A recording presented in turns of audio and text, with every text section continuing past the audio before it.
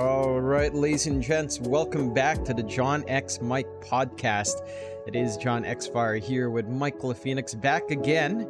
It's been not as long since the last time, Mikey. How are you doing?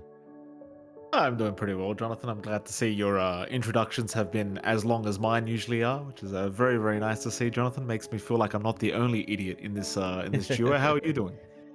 Doing all right. Had a little bit of a break, of course, after the play-ins for Riyadh. We've got some time. It resumes tomorrow, so there's been time to just kind of relax. Not much really going on.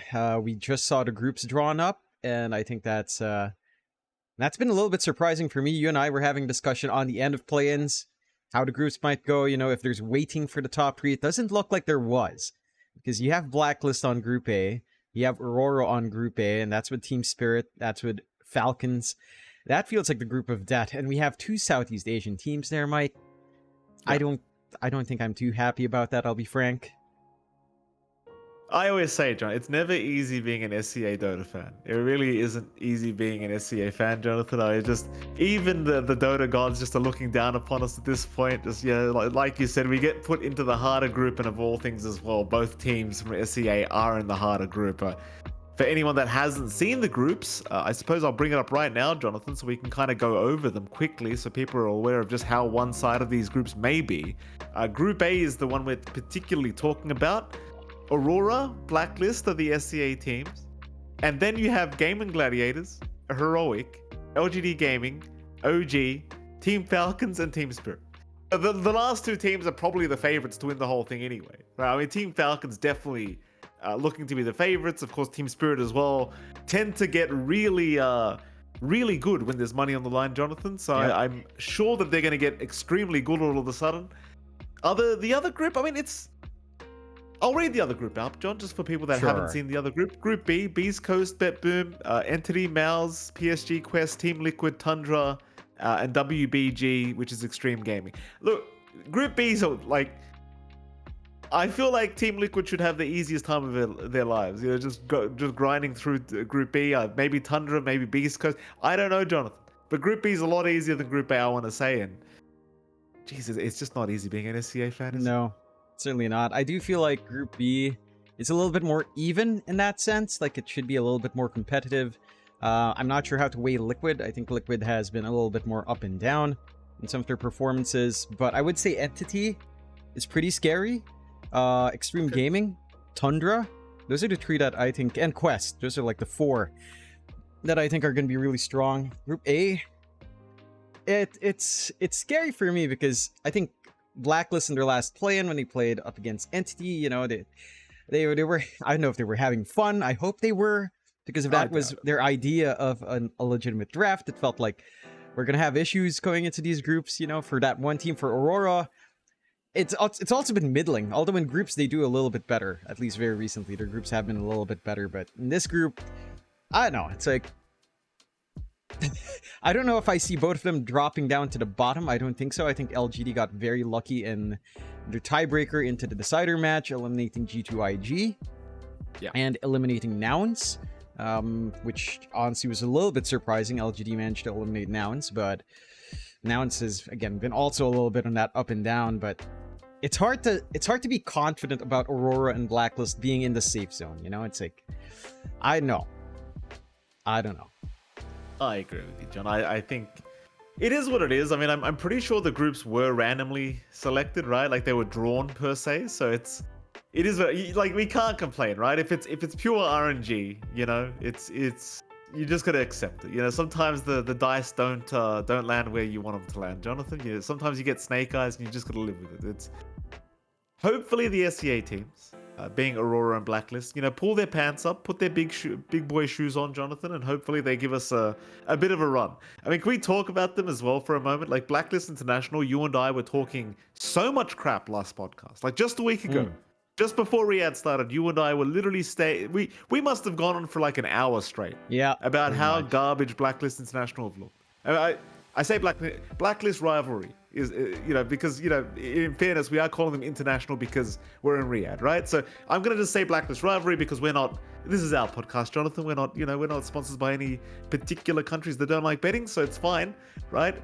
Blacklist rivalry, we were just talking a week ago about how garbage this team was. And all of a sudden, Riad comes around. The play-in stage, they're looking fantastic. I couldn't believe what I was seeing, Jonathan. They were undefeated for the first 2 days. Yep. Couldn't believe my eyes. They were playing real Dota. But then Heroic comes around and says, well, hold on a minute, guys. Reality check, right? This is a stronger team, and they end up losing 2-0 quite convincingly. John, I want to see them do well in the group stage, I really want Blacklist to do well. I already know Aurora's probably going to do okay, as they always do during the group stages. I just really hope both teams make it out of this group. It's going to be very hard. But even if we have a one upper bracket, one lower bracket team situation, just so be it. Just let both teams progress through. There's got to be space for these two teams. There's got to be. You've got LGD, and no offense to these teams, you've got LGD, you've got OG. Those seem like easy pickings to me at the moment. These guys, there's no way you end up coming behind those guys. Surely. Surely. I mean, we'll have to see. I think you are right in that point. Again, I don't know how fair it is to judge LGD. It felt like they were going to be eliminated. They managed to win that tiebreaker versus G2IG and then win up against Nouns as well. So not exactly the easiest opponents. Arguably on G2IG, maybe a little bit easier considering their form.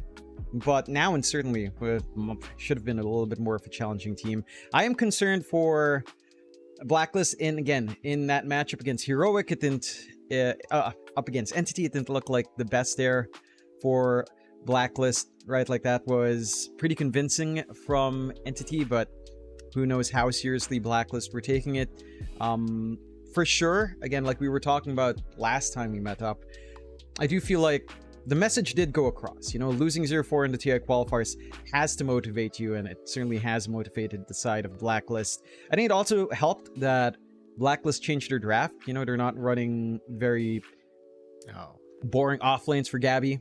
They're giving him Beastmaster. They're going for this one solid combination with Beastmaster Hoodwink. I'm just concerned if that combination disappears, along with the Wind Ranger that I believe Armel was talking about with me, that he says Gabby believes it's really strong, and all of them believe the Wind Ranger offlane safe mid is really strong because how hard it is to shove from lane.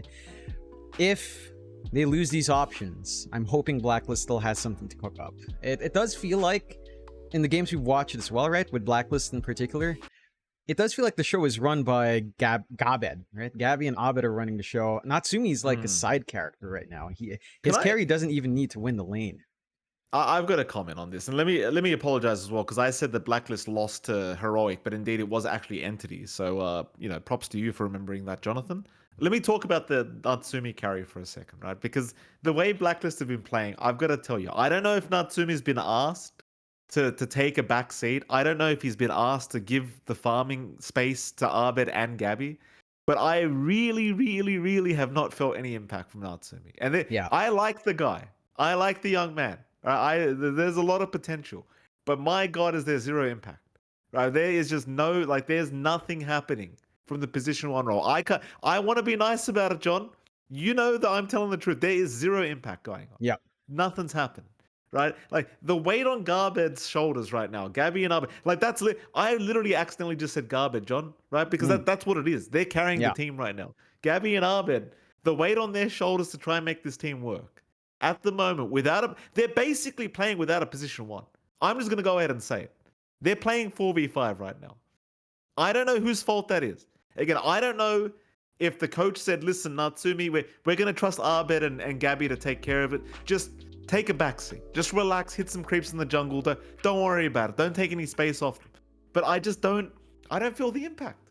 I don't feel the impact. And this is the thing as well. I'm going to say it. Back in the day, when that Boom Esports iteration was around, right? That the one that everyone loved, that it was actually making waves with, Yopaj, Jackie, all that. There was a lot of talks about switching carries. And a lot of, I remember having this conversation, and they said, we're thinking about switching Jackie with Natsumi. And I said, you guys must be out of your goddamn mind. They're just not at the same level. They're just not.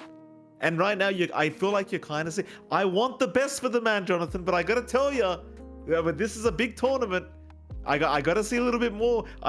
When we're casting their games, I'm waiting to call out his name, Jonathan. I'm waiting for the big moment. It just never comes. It never comes. No, but I do feel like it's also down to how the teams utilize him, right? Like, it felt like on his stint in Boom, he was trying to be more tempo when the best we've seen Natsumi was when he was on Polaris, when he was the focus point, when they were trying to give him a secure lane, give him the space. None of the teams that have picked up Natsumi since hasn't really done that. You know, like, again, we see his lane get sacked. We see literally everyone rotating mid or top, connecting to Gabby or Abed. The bot lane is just ignored. So I can't even say it's his fault. Like, he's playing at minimal farm. We see Gabby eat all the farm. Pretty much it. Like, almost every game Blacklist wins is Gabby #1 net worth, followed by Abed after the enemy pause 1. And Natsumi almost like bottom net worth core, if not middle of the pack. It just feels like that's the prioritization from Blacklist. That's the way they're directing it. And I don't know, it's rough for good old Natsumi. I mean, he's 14k for a reason. You know, he's 14k for a reason. I just feel like the way Blacklist plays is that and I think this kind of goes back to old Blacklist iterations. They went through a lot of carries. I think all they're looking for in Blacklist is a carry that literally you can completely sacrifice just so Abed and Gabi can have a game. Feels like that's been their game plan for at least the past year. Like, think about Palos. Almost the same story. He was almost impactless in his safe lane, outside maybe like when he picks up CK. And sometimes a tiny, but it feels like that's just the way this team thinks. And I don't know if it feels very on purpose to me. So it's like I can't even point to Natsumi as the fault, because they are all in on Gabed. That's the team strat. Look, I'm not denying what you're saying. I could see a world where that certainly is the case. But my question then is, if you're the guy building the roster, why not get a position 1 that plays more actively? Because I'm just not seeing that either. Like, when I say impact, John, I don't just mean the net worth is low. I mean there's no impact. Like, there's nothing's going on. I mean, to be fair, Natsumi was making plays. Like, he was playing a little bit more active. He'd connect onto that mid lane. I remember that one time when he built... I forget what it was. He hit an Orca timing and a hero, and he did try to play off of that. It fell flat. I think it was CK. Was it the CK? I remember the moment you're talking about. Yeah, he went mid and then died, but... Yeah. I know, it's like, if you think about pause ones who are active, you don't really have many outside of maybe Akashi and Abat, I think, are the most active pause ones in Southeast Asia right now. Even Jackie just sits back and farm. His thing is to win the lane and then win farm. So I don't think you have a lot of active pause ones around that same way, unfortunately.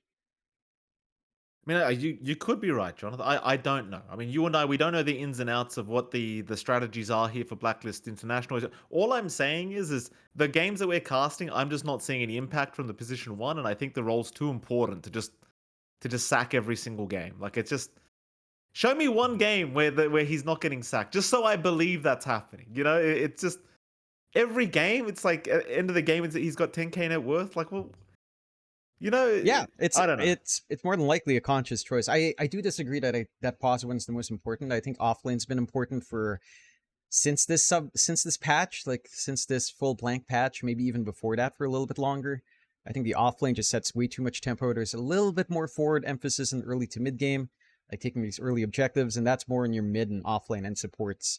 So I do think active carries are really good, and I think Akashi again is the highlight of that, but I think it's really just the way Blacklist understands this patch. And yeah, Natsumi takes a backseat. Probably his best hero. I would like to see one thing from Natsumi. Like, more Weaver. I mean, I know it's a top tier ban out, but if you can get away with Weaver, it feels like that gives you that early activity. If not Weaver, then at least Troll for push or the CK. Like, those are like 3 heroes I think can kind of fit that sack the safe lane and try to be active earlier for Blacklist. Right. Look, it is what it is. We're going into the group stage. They've made it. I'm happy they've made it, Jonathan. You know, as much as I'm already critiquing the little ins and outs of Blacklist and stuff, I like that they've made it. It's fine. I'm happy for now. All I'm saying is I don't know how they're going to get out of these groups. if they continue down a similar path. Like, we went good in the playing stage, great. But we time to get to the next level. Because now you're in a group there's no mercy in this group, eh? There's none. Like, you've got LGD who might get eliminated. And then after that, it's just a question mark. It really is just a question mark after that.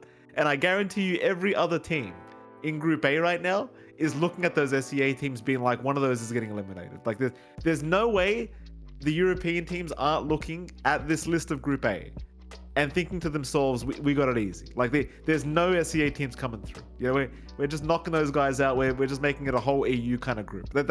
I think that's what they're saying, Jonathan. I think that's who they're looking at right now. I don't think there's any excuses to be had from SEA, quite frankly, because we're in a stage in Dota 2 where at this stage SEA just needs to be good enough to compete, and I believe they are good enough to compete. Hopefully they prove me right here, Jonathan, Group A, because as usual, you and I will be out there celebrating and, you know, rooting them on and whatever else, but my goodness, it gets a little bit scary at this stage. That it does. Again, those teams studied. At least, you know, Gabby's going to have to play something else than Beastmaster, Wind Ranger, maybe to Doom, so we'll see. I think it's rather interesting, again, like, if this was fully randomized, it's unfortunate for C, because even South America got split into 2 groups, so it's just rough. It's just rough, yeah. I know. And it's going to be really disappointing for literally the few fans that will go to the arena, because they are moving to the Cube Arena, I believe, right? If I remember our scheduling right. That's going into the Cube Arena for playoffs. And I've already had a few messages from people asking if we were going to be there. So I'm sure all of those same fans would appreciate if Blacklist, at the very least, was there. I think Blacklist more so than Aurora. But we'll have to see. They have that weight on their shoulders. They certainly do, Jonathan. Can we kind of move on here? Like, I know Riyadh's currently happening, right? So I guess there is probably things we could come back to later on during this podcast. But I did want to segue a little bit, because we are talking about SEA players and SEA teams. There's an SEA player out there that specifically said something in particular that was very interesting, Jonathan. Castaway had an article with Otomo. Shout out to both those boys. Otomo, of course, you know, he's somewhat of a journalist, Jonathan, also casting these days, and Castaway is, you know, a player trying to make it to the tier 1 scene. Castaway said, Jonathan, in this article, or rather this interview with Otomo, Castaway said that SEA players are asking too much money for salary. Apparently, a lot of players that have been attempted to be, I suppose, hired by Neon back when Neon was still around. Apparently, a lot of players from SEA asking for around 10k USD a month. And the argument is, we've been to LANs, we've been to majors, whatever. We were tier 1 DPC or div 1 DPC. We deserve 10k USD a month. Now, 10k USD a month not any, but most SEA countries is a lot of money. Right, I guess you could say like Singapore, it's not that much, whatever, right? It's pretty high for Singapore. I will correct you there. That is still high for Singapore. Okay, but what I'm saying is 10k a month for SEA is pretty high. USD, it's a lot of money, right? You'd have it's to a lot argue of money anywhere. That's 100k a year, 120k a year in American terms. It's not high in Australia. I promise you that. I mean, again, by statistics, 120k is more than double the median salary in America. And that would be, I believe that's like a senior coder position, so fairly high up the ladder, corporate ladder in, say, IT. So it is considerably high. Maybe not in Australia, but Australia's a different story. I'm guessing you have to be a millionaire just to survive in the streets of Australia nowadays. Your hobos are probably worth more than the Southeast Asians in middle class for just how much you need to survive in Australia. That's just the outback, You know I guess. what, John? I actually think what you just said is not inaccurate. As sad as that sounds, I actually believe you're right in what you just said. Moving on to the topic though, Castaway did mention 10k USD per player, just to be specific, of course. 10k per player is what Castaway was complaining about. He's saying, well, how are these SEA orgs meant to hire players if they want 10k USD per month? Which, I'll be frank, John, I kind of agree with him, right? I've wanted to own teams before. Right? Now, mind you, I don't have the money to own a team, John. I know how expensive it is now. But before I knew how expensive it was, when we first started casting, we first started getting lands, I started asking some questions. I'm like, I wonder how much owning a team in SEA really does cost. shout out to people like Gary who gave us a bit of an insight. There's other SEA. We had Powell from Fnatic who would kind of give us a bit of an insight. We had an idea of how much these players get. And as soon as I heard those numbers, that dream of owning a team out the window. It's like, no, there's no way. There's no way I can afford to pay $50K a month USD for 5 players. And then on top of that, I've got to pay for a coach who's probably going to ask a similar amount. And that's before I pay any of the staff in my organization. Yep. That's before I pay myself. That's before I pay the bills. Like the rent, the food costs, the travel costs, whatever the hell else you want to put in there, Jonathan. It's a lot of money to own a team right now. And in SEA of all things, for it to cost 10K per month per player seems kind of ridiculous. If I'm frank with you, Jonathan. Now, if I may finish off my point just quickly before you get started. My idea was you accepted a salary that gave you the ability to live, and then you played your heart out for prize pools, right? That's what I thought it was always like. They give you a base salary, it'll allow you to survive, but then you've got to win. You've got to win, right? If you want your money for the year, you got to win. That's sport for you. But apparently, we're living in an age now where you have to pay these SEA players 10K a month, and that's SEA, John. Could you imagine how high it's gotten in other regions? What are you thinking? Number one, that's not a very general statement to Southeast Asian players. I'm pretty sure we all know the players that they're talking about, and I'm not afraid to say it. It's Blacklist. It's Blacklist. Anyone remotely associated to those Blacklist players as well. That's looking at players like DJ. And again, this is just because it's a very specific thing. It's unfair to say it's all of Southeast Asian players. It's all of these players who've been there and do still think that they're in the glory days of 2016. And this is a reality call. This is a wake-up call for all of them, especially those on Blacklist, because who knows if Blacklist sticks around, considering the results here in Riyadh, considering that they're not in TI. Riyadh is their make or break to keep that salary alive. Look at Cuckoo. No team, TNC picks him up with no salary. Right? So it's very clear who these statesmen were about.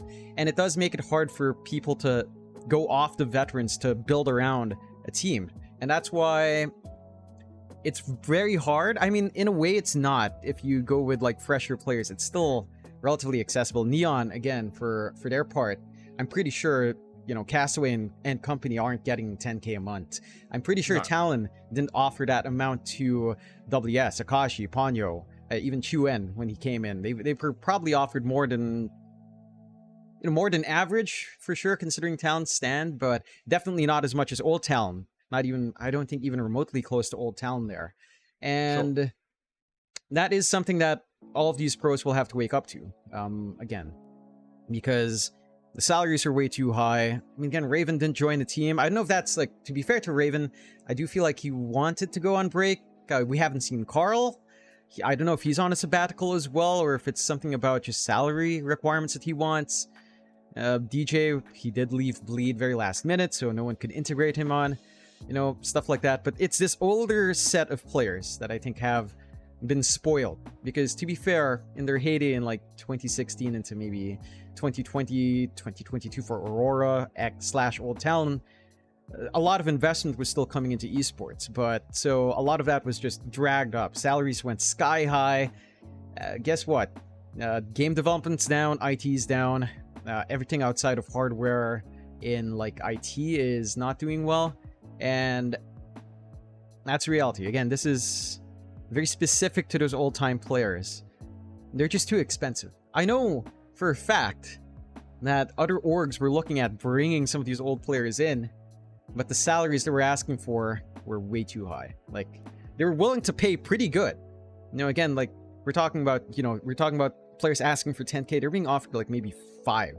Maybe 5, maybe even 7 at max. That's still an insane amount of money, even by American standards. Maybe not Australian, because the hobos there are richer than the kings of Southeast Asia, but 70K to 100K a year is still insane, right? Like, that's still not a laughable amount. That is still higher than the median income, again, in America. That's a coder at a middle position in America, in a big IT firm. So it's kind of wild. That's what I'm complaining about. Like, what are we doing here? Because it's like, the prize pools are already ridiculously high in Dota. Are they not? Like comparative to other esports, I think Dota Yeah, still has one of the 100%, highest, if yes. not right. So we're playing for prize pool, are we not? If we're not playing to win, what are we playing for? Right? Like I got a little bit upset when I started hearing these numbers the first time, because it started to become quite obvious to me that a lot of the players that we try to rely on to win some games for SEA, it becomes quite obvious that they're just securing a bag. You know, they're just are we just securing a bag, or are we trying to win some Dota too, right? Because I'll tell you what, John, if I was a player and I was being, offered a team invite, I'd say, don't worry about the high salary. Give me the players I want. Give me the good players. Give them the money. I'll win you the game. I'll win the damn tournaments, right? That's what you want to do. Now, I know that's easier said than done, Jonathan. I get it, right? SEA hasn't won a TI yet. I understand. We don't win many tournaments. But I don't think paying players this high of a salary is a great thing, because it doesn't feel like anyone's incentivized to win. No. You know? Yeah, I agree. I think what's my point about that?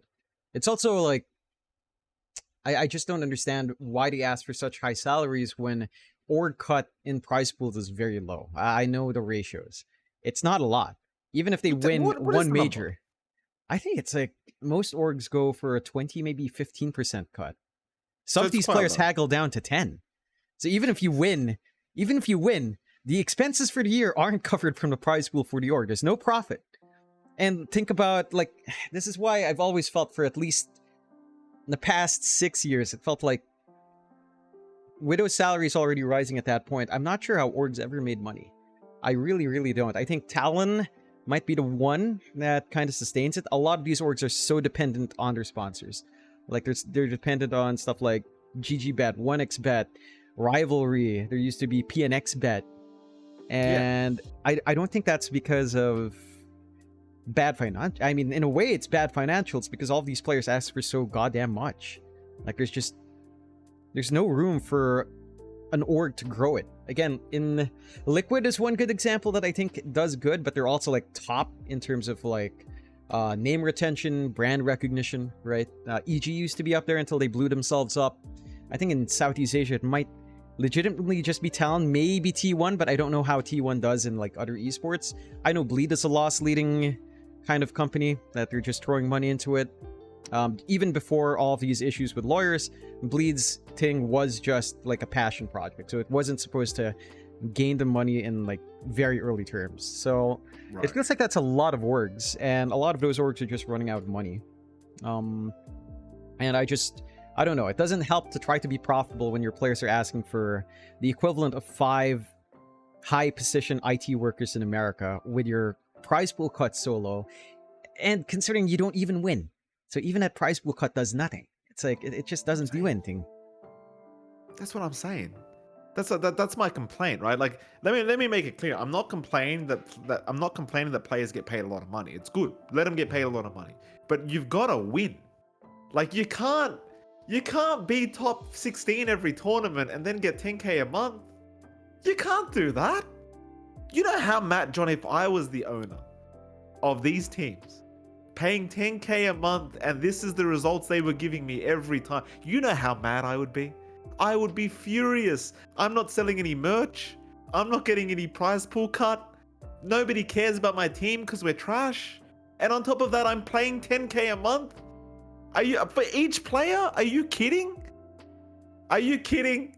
Oh, there's no way. Oh yeah. There's no way. I mean, and the worst part is most of these players don't want to stream either. Oh, they don't want to stream and put the logo on. They don't want to put their team logo on. Look, I'm not pointing fingers, Jonathan. I'm simply saying I know a lot of players out there that demand a crazy high salary and they won't even do the bare minimum for the team paying them that money.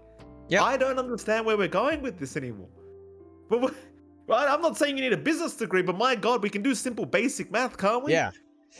Yeah, and I think that's also been a little bit of an issue, even outside of streaming, like preset content when you want your players to be featured and stuff like that.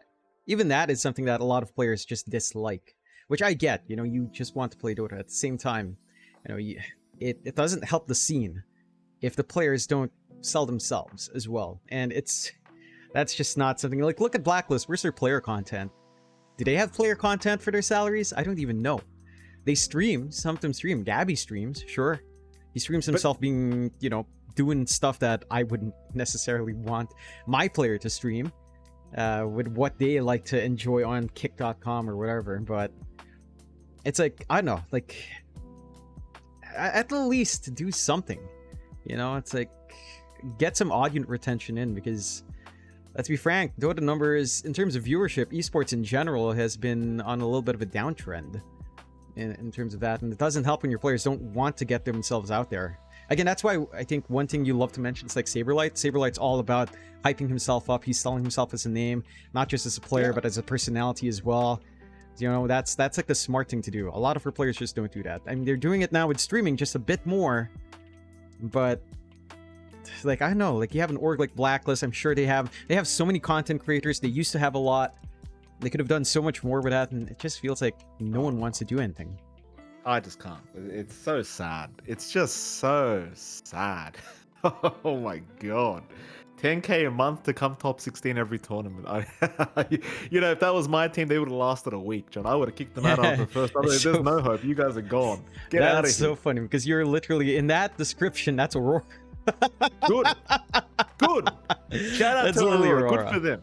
Good for them. Fuck them. I mean, are you kidding me? I gotta pay you guys 10k a month and you're not gonna win? Get out of here. Get the hell out of here. You place top 3 if I'm paying you 10k a month. Top 3 minimum. Top 3 minimum. God damn it. Shout out to Aurora, though. They are playing fantastic. I mean, if any SEA team deserves the money, it is Aurora. Right? No, but you just literally described what Aurora did this year. That's their entire year. They've not placed above top, I think, 12. Maybe top 9 to 12 was their highest placement this entire year. Oh, well, you literally just described Aurora, and I know their salaries. That I know the multiplication number their salaries took going to Aurora. And, you know, I love Sunby. I love Pete. He's a great lad to talk to in person. I just found it slightly funny when he retweeted what Castaway said, because he's not, you know, his hands aren't the cleanest from that kind of thing, but I understand they were offered it. They didn't demand it, so maybe a little bit of a different scenario there. Still kind of funny. And yes, I mean, we're dishing it on Blacklist. You know, Aurora's kind of guilty. Oh no, to an extent of that. I'm dishing it on all the SEA teams out there, Jonathan. I'm dishing it out because we passed the era, I feel like, where players actually wanted to win. That's what I don't feel it anymore. Maybe with Aurora, like Aurora's stack looks like they want to win. Talon looks like they want to win. I'll give you that. But I feel like past that, I don't really see the motivation for players to win. I just don't see it. I think everyone's... This goes back to the complaint I made a few podcast episodes ago, which was a long time ago, about Boom Esports, right? Because I started seeing particular players, you know, suddenly Gucci bags and iPhones and fucking Louis Vuitton sandals, and I couldn't help but thinking, well, this doesn't look like a Dota player to me.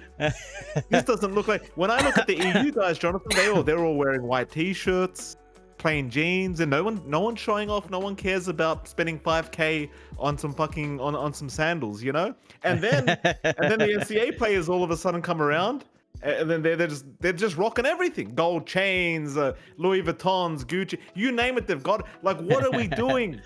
Are we here to play, or are we on the catwalk? Well, what are we doing? I will say that was the influence of one very particular player, and that just spread. That was very bad influences coming out. If you're talking about Skem, no, it wasn't Skem. It wasn't Skem's influence. Skem gets permission because Skem's a good player. That guy is consistently good. I will not hear anything bad about Skem. Go on, John. Don't even name who it was. I don't even want to hear it. Because I'm going to get upset. I'm going to get upset, and I know I'm going to start ranting. You know who it is, though. You know who it is. You know who it is. I mean, you think about Yopaj and how he was on Neon, suddenly getting that. You think about Jackie suddenly being into, like, hoodies and stuff. Even Alphon having to buy... They dragged Alphon in to buy some of that stuff, too. It's like, come on, guys. The manager doesn't make 10k a month, okay? He barely makes a quarter of that. Please, slow down for the manager. Have mercy on your staff mates, guys. Please. Anyway. Well, that was my rant about the 10k a month, Jonathan. I hope, I hope players get a little bit more realistic, because I'll tell you, I mean, John's already said it, but the money is drying up. You know, your sponsors right now that are paying, I'll give you the inside info. The sponsors that pay right now are either betting sponsors, right? Or what else? What other sponsors left? It's like literally betting sponsors and like maybe streaming platforms that nobody cares about, like Kick, or like maybe I don't know, like the stuff you don't really want to be sponsored by is what I'm trying to say, right? Yeah, Is pretty much. you're going to the devil at this point to seek out that money. That's where we kind of are. Yeah. It's pretty much just betting right now. No one else. You know, BTS was trying. We had Mate Mate. You know, they They got Papa tried. John's for Summit. Man, for God bless Smash them. They Summit, tried. like they really tried. I love those guys. I miss that. I miss those Mate Mate ads. You know, call outs used to be fun, Mike. Instead of just calling out to a link, you like they'd give you a crate of the stuff. I didn't, you know, it was okay. You chug it on stream. You know, you have a good time. Now it's not even creative. Like, what do you want me to gamble on your ad? No, it's not. It's not. Yeah, it's like Can sure, but I? nah.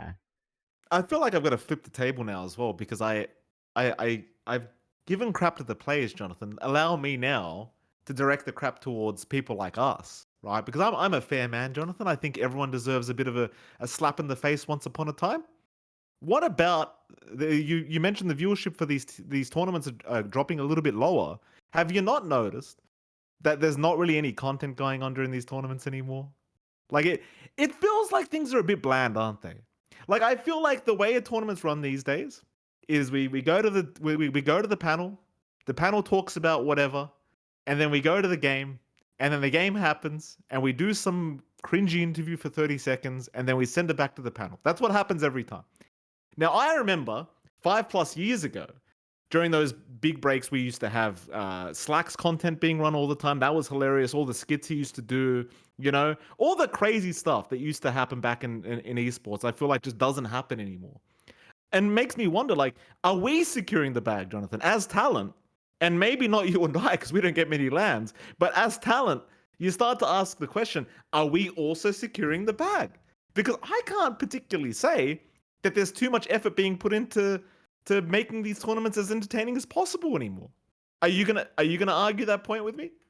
I mean, I'm not going to argue that the tournaments aren't as entertaining. I think this comes down to how do I say this? Talent can only do as much as the tournament wants them to do for the most part. Even if you throw some ideas out, sometimes it just doesn't fit their goals as the organizer. I don't know if this is directly attributable to talent because I don't know. I feel like that's a direction that organizers take. You know, PGL is a little bit more professional in how they want to portray themselves, right? It's straight up a sports broadcast. I think ESL has always had room to be funny, and to be fair, they're what they do in like dream leagues are really really fun. I think that's their product for much more, you know, like almost like the summit kind of vibes, but not quite, you know, but somewhat kind of going for that more laid back funny vibe. I think it has felt a little bit lacking. Like I think I don't know. I don't know if I can say it's been lacking for like Burm. I don't recall too much, even though it's not that long ago. Yeah, I think it's just a byproduct of what direction the tournament wants to go. Because I do feel like, again, like Dream League had pretty fun panel content. They had a lot of fun segues, stuff like that. But I don't know, if you're talking about Riyadh in particular, I think that's just not what they want for the event. I think that's basically it. Like I was referring to pretty much every tournament right now. I'm not gonna lie. Like it's. I mean, again, Dream League was pretty funny. I don't know if you watch it at the late hours, but they had some good panel stuff. All right, I'll give you that Dream League. Can you name me another one? I mean, what else has been happening? It's Dream League, Mike. It's just Dream League, Elite League, which I honestly haven't watched because like they have 2 people on site, so there's literally no content to be done when you only have 2 people working the event at a time. You have ESL, their Birmingham product. That one I just didn't catch because of time zone. And that's literally it, Mike. We've had Elite League, we've had Dream League, ESL. Is there any event I'm forgetting? There was Games of the Future, which didn't really have English on site, if I recall right. RES League, which is full remote. They haven't done their LAN. So, I mean, I get there's no hype for a lot of these online-only stuff. At the same time, how do you do content for it? Like, there's barely time for these other casters to try to get these players in if they even want to talk. The schedules are very cramped. All of the teams are playing multiple tournaments. I'm just wondering what to do. Like, again, on the LAN stuff, Dream League does something interesting. ESL, to be fair, their timelines are very short now in like Birmingham and on the on-site stuff. Like in KL, it was kind of compressed, so there was literally 1 day to film. I think in other comparisons, there were like 2-3 days to film, like content and stuff. If you're talking about like social media memeing, I mean, I feel like that's been lacking for a while. Like additional content from tertiary. I don't know. I'm saying like actual proper skits and stuff. Like, and I'm not even saying just pure like. I'm talking about like years ago, John. Like I every TI that goes around, like we have like one skit now. You know. All right, I'll give you PGL likes to be professional. Fair enough. You know that's their own like kind of the way they want to do it. Dream League is funny, but I don't really see as many skits there either. ESL events, I don't really see many. Like I just wanted to see more. I just feel like the events just feel, I don't know. Apart from the Dota and some funny moments from the talent, and again, I'm not particularly blaming talent, John. I'm one of them, right? What is it? What's the problem? Like, is Dota 2, are these tournaments as engaging as they used to be? The answer is no. I'll answer you right now. The answer is straight up no. They're not as engaging as they used to be. You know, even during breaks, I used to sit there around the break times when there was nothing happening, just in case they were going to throw a skit on that I hadn't seen yet. You know, and now I don't do. Now, as soon as the break comes on, I close Twitch and I walk off, or I go AFK. Like that's what happens every. I don't know. I just feel like there was an age in Dota 2 where it felt like there was constant content, there was skits everywhere, everyone wanted to watch, and now it feels so corporate. That's what it feels like. And I think it's still just a little bit corporate. And I personally feel like that's very attributable to just this squash schedule. There's literally no time to film these skits, even if you wanted to. And frankly, there's probably no budgets for skits to drag away crew members setting up for, doing their dry runs at the same time, for stage cameras, for the roaming cams on the players on lands. It feels like it's probably a budget or time issue, or if not both, I think. I do agree, though. There was some pretty fun stuff thrown in breaks before. But I think at the same time, this is maybe where Dota as an esports is just highly spoiled. I mean, you think about stuff like CS doesn't really have anything else. Riot Esports doesn't really have anything else. Overwatch League doesn't have anything else. StarCraft 2 doesn't really have anything else. I think Dota was always on top, and now it's just normalizing to the rest of esports because of, again, probably just all connected to financials. Running a content team, like before, I think in ESL Genting, we actually did have a content planner. Now it's just kind of thrown in the wind. If we have a free day, think of something on the spot, do something for skits. There's not even time to process it. Whereas in Genting, that was very long format, like 2 years ago. That was pretty drawn out in terms of the teams being on LAN. We had 2 full content days, if I recall right, and we had an actual like content plan. So I think it's just a difference in the scope of the events now, the budgets they're running off of. It hits every aspect of the esports, not just talent, not just players, but production, admins get cut down. It's like there might not be enough physical crew to actually run a good amount of that in the event, and there might not be enough time. I mean, you're probably right. You're probably right, John. It just makes me question like more things. Like, all right, if we don't have enough time and money, then why are we offering $1 million prize pools then? That's the question. That's my thing, right? We're cutting talent. We're cutting talent pay. We've got no content. We've got no skits. Where our staff's getting cut. But hey, guess what, guys? Good news. We've still got $1 million+ prize pool. That's all that matters apparently. As long as the number's 6 digits, who cares what else we have to offer? That's my big complaint. That is my big complaint. If we're making cuts, let's make cuts where it should be first. The prize pool. Why is the prize pool the last thing to get cut? I don't understand. It's not. I don't think $1 million is gonna make it. Like, just offer $500,000. It's an extra $500K for you to throw out and do something else with. I don't know. It's just a never-ending thing. Like now, $1 million. Who cares? What's the difference? What's the $500K to? What's the difference, John? I think it's because, you know, when prize pools go down, the community tends to feel very insecure, right? I don't think it's even the players. I don't think it makes... I mean, they say it makes a difference whenever they go to Riyadh and TI, but honestly, I don't think it makes that much of a difference, whether it's 1 mil or 500,000. I think the big thing is, if and when prize pools go down, the community will riot. And that's the mindset, because you see at TI, you know, once that upward climb of more stop, people proclaim, what did they say about TI? They say TI is dead. If all 4 tournaments hit 500k instead of 1 mil that they're used to now, I think there's a chance that the community backlash will be directed towards it. Instead of them looking, oh, okay, so there's more budget for this now, the event can be longer, we can do more content, we can get more talent on site, do stuff together. They'll be like, no, it's not as hype anymore because it's not 1 mil. And I think that's the issue. Like, the mindset in the community is bigger is better, without considering anything else. And that's a part of it. I mean, it might be. I don't know. I didn't think the backlash to the TI thing was that bad. I think people were more upset. Bad.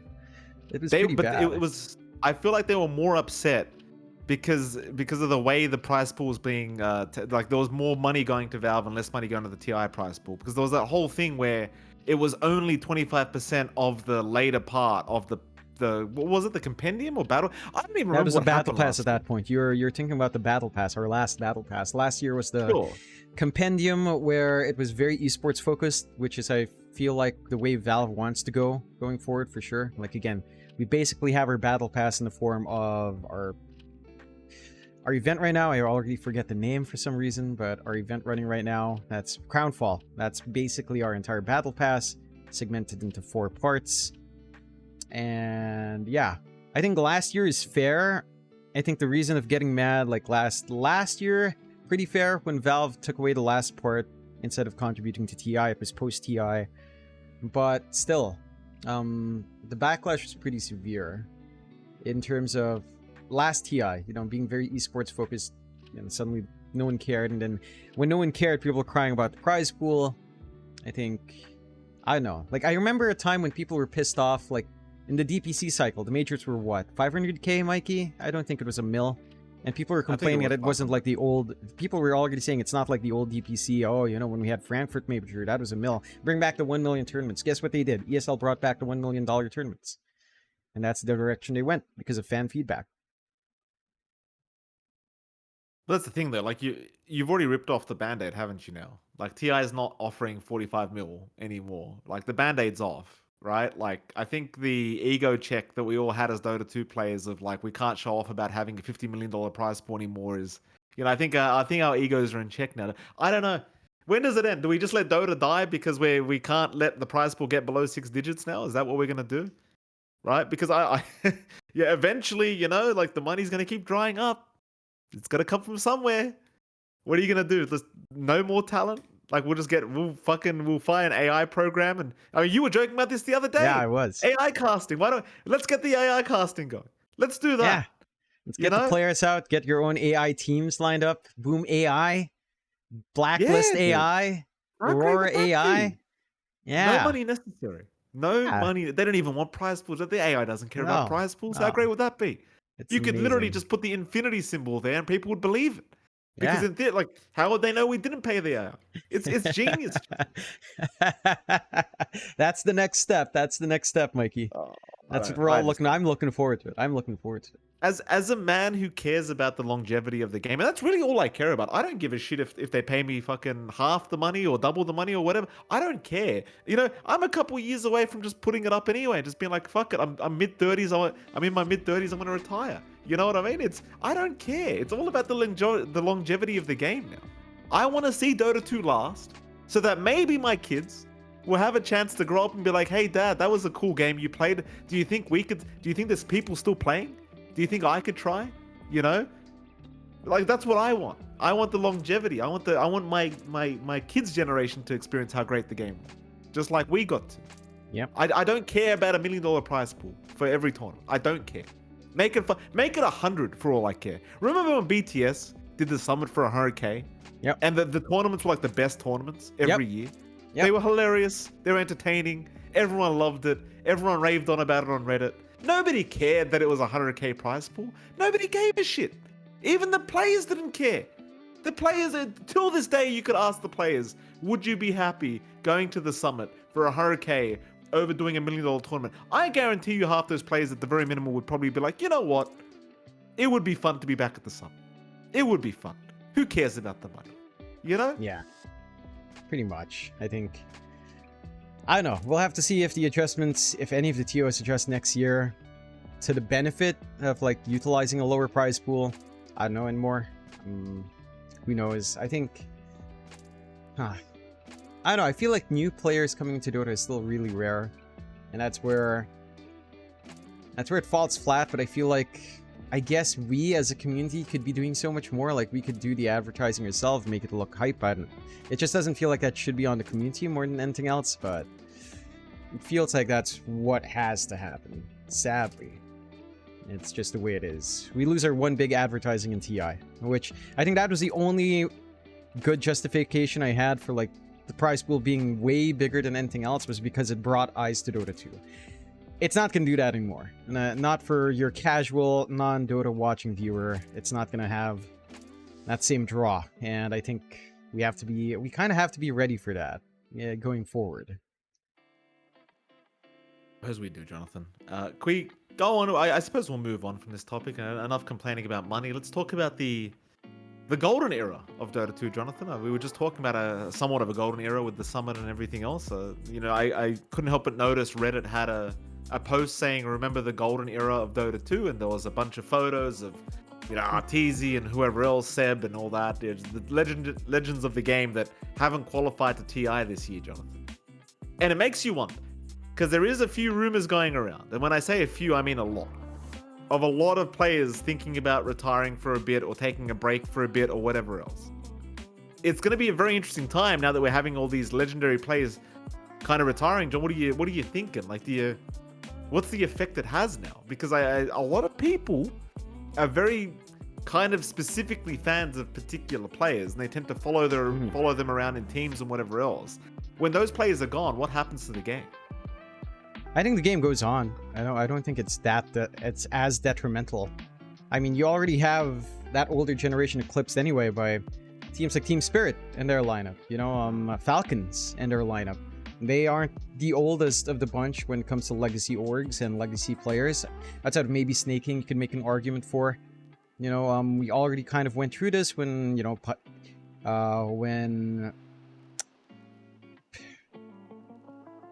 Peter Pandam, what handle did he used to go by? Good God, how did I forget? PPD?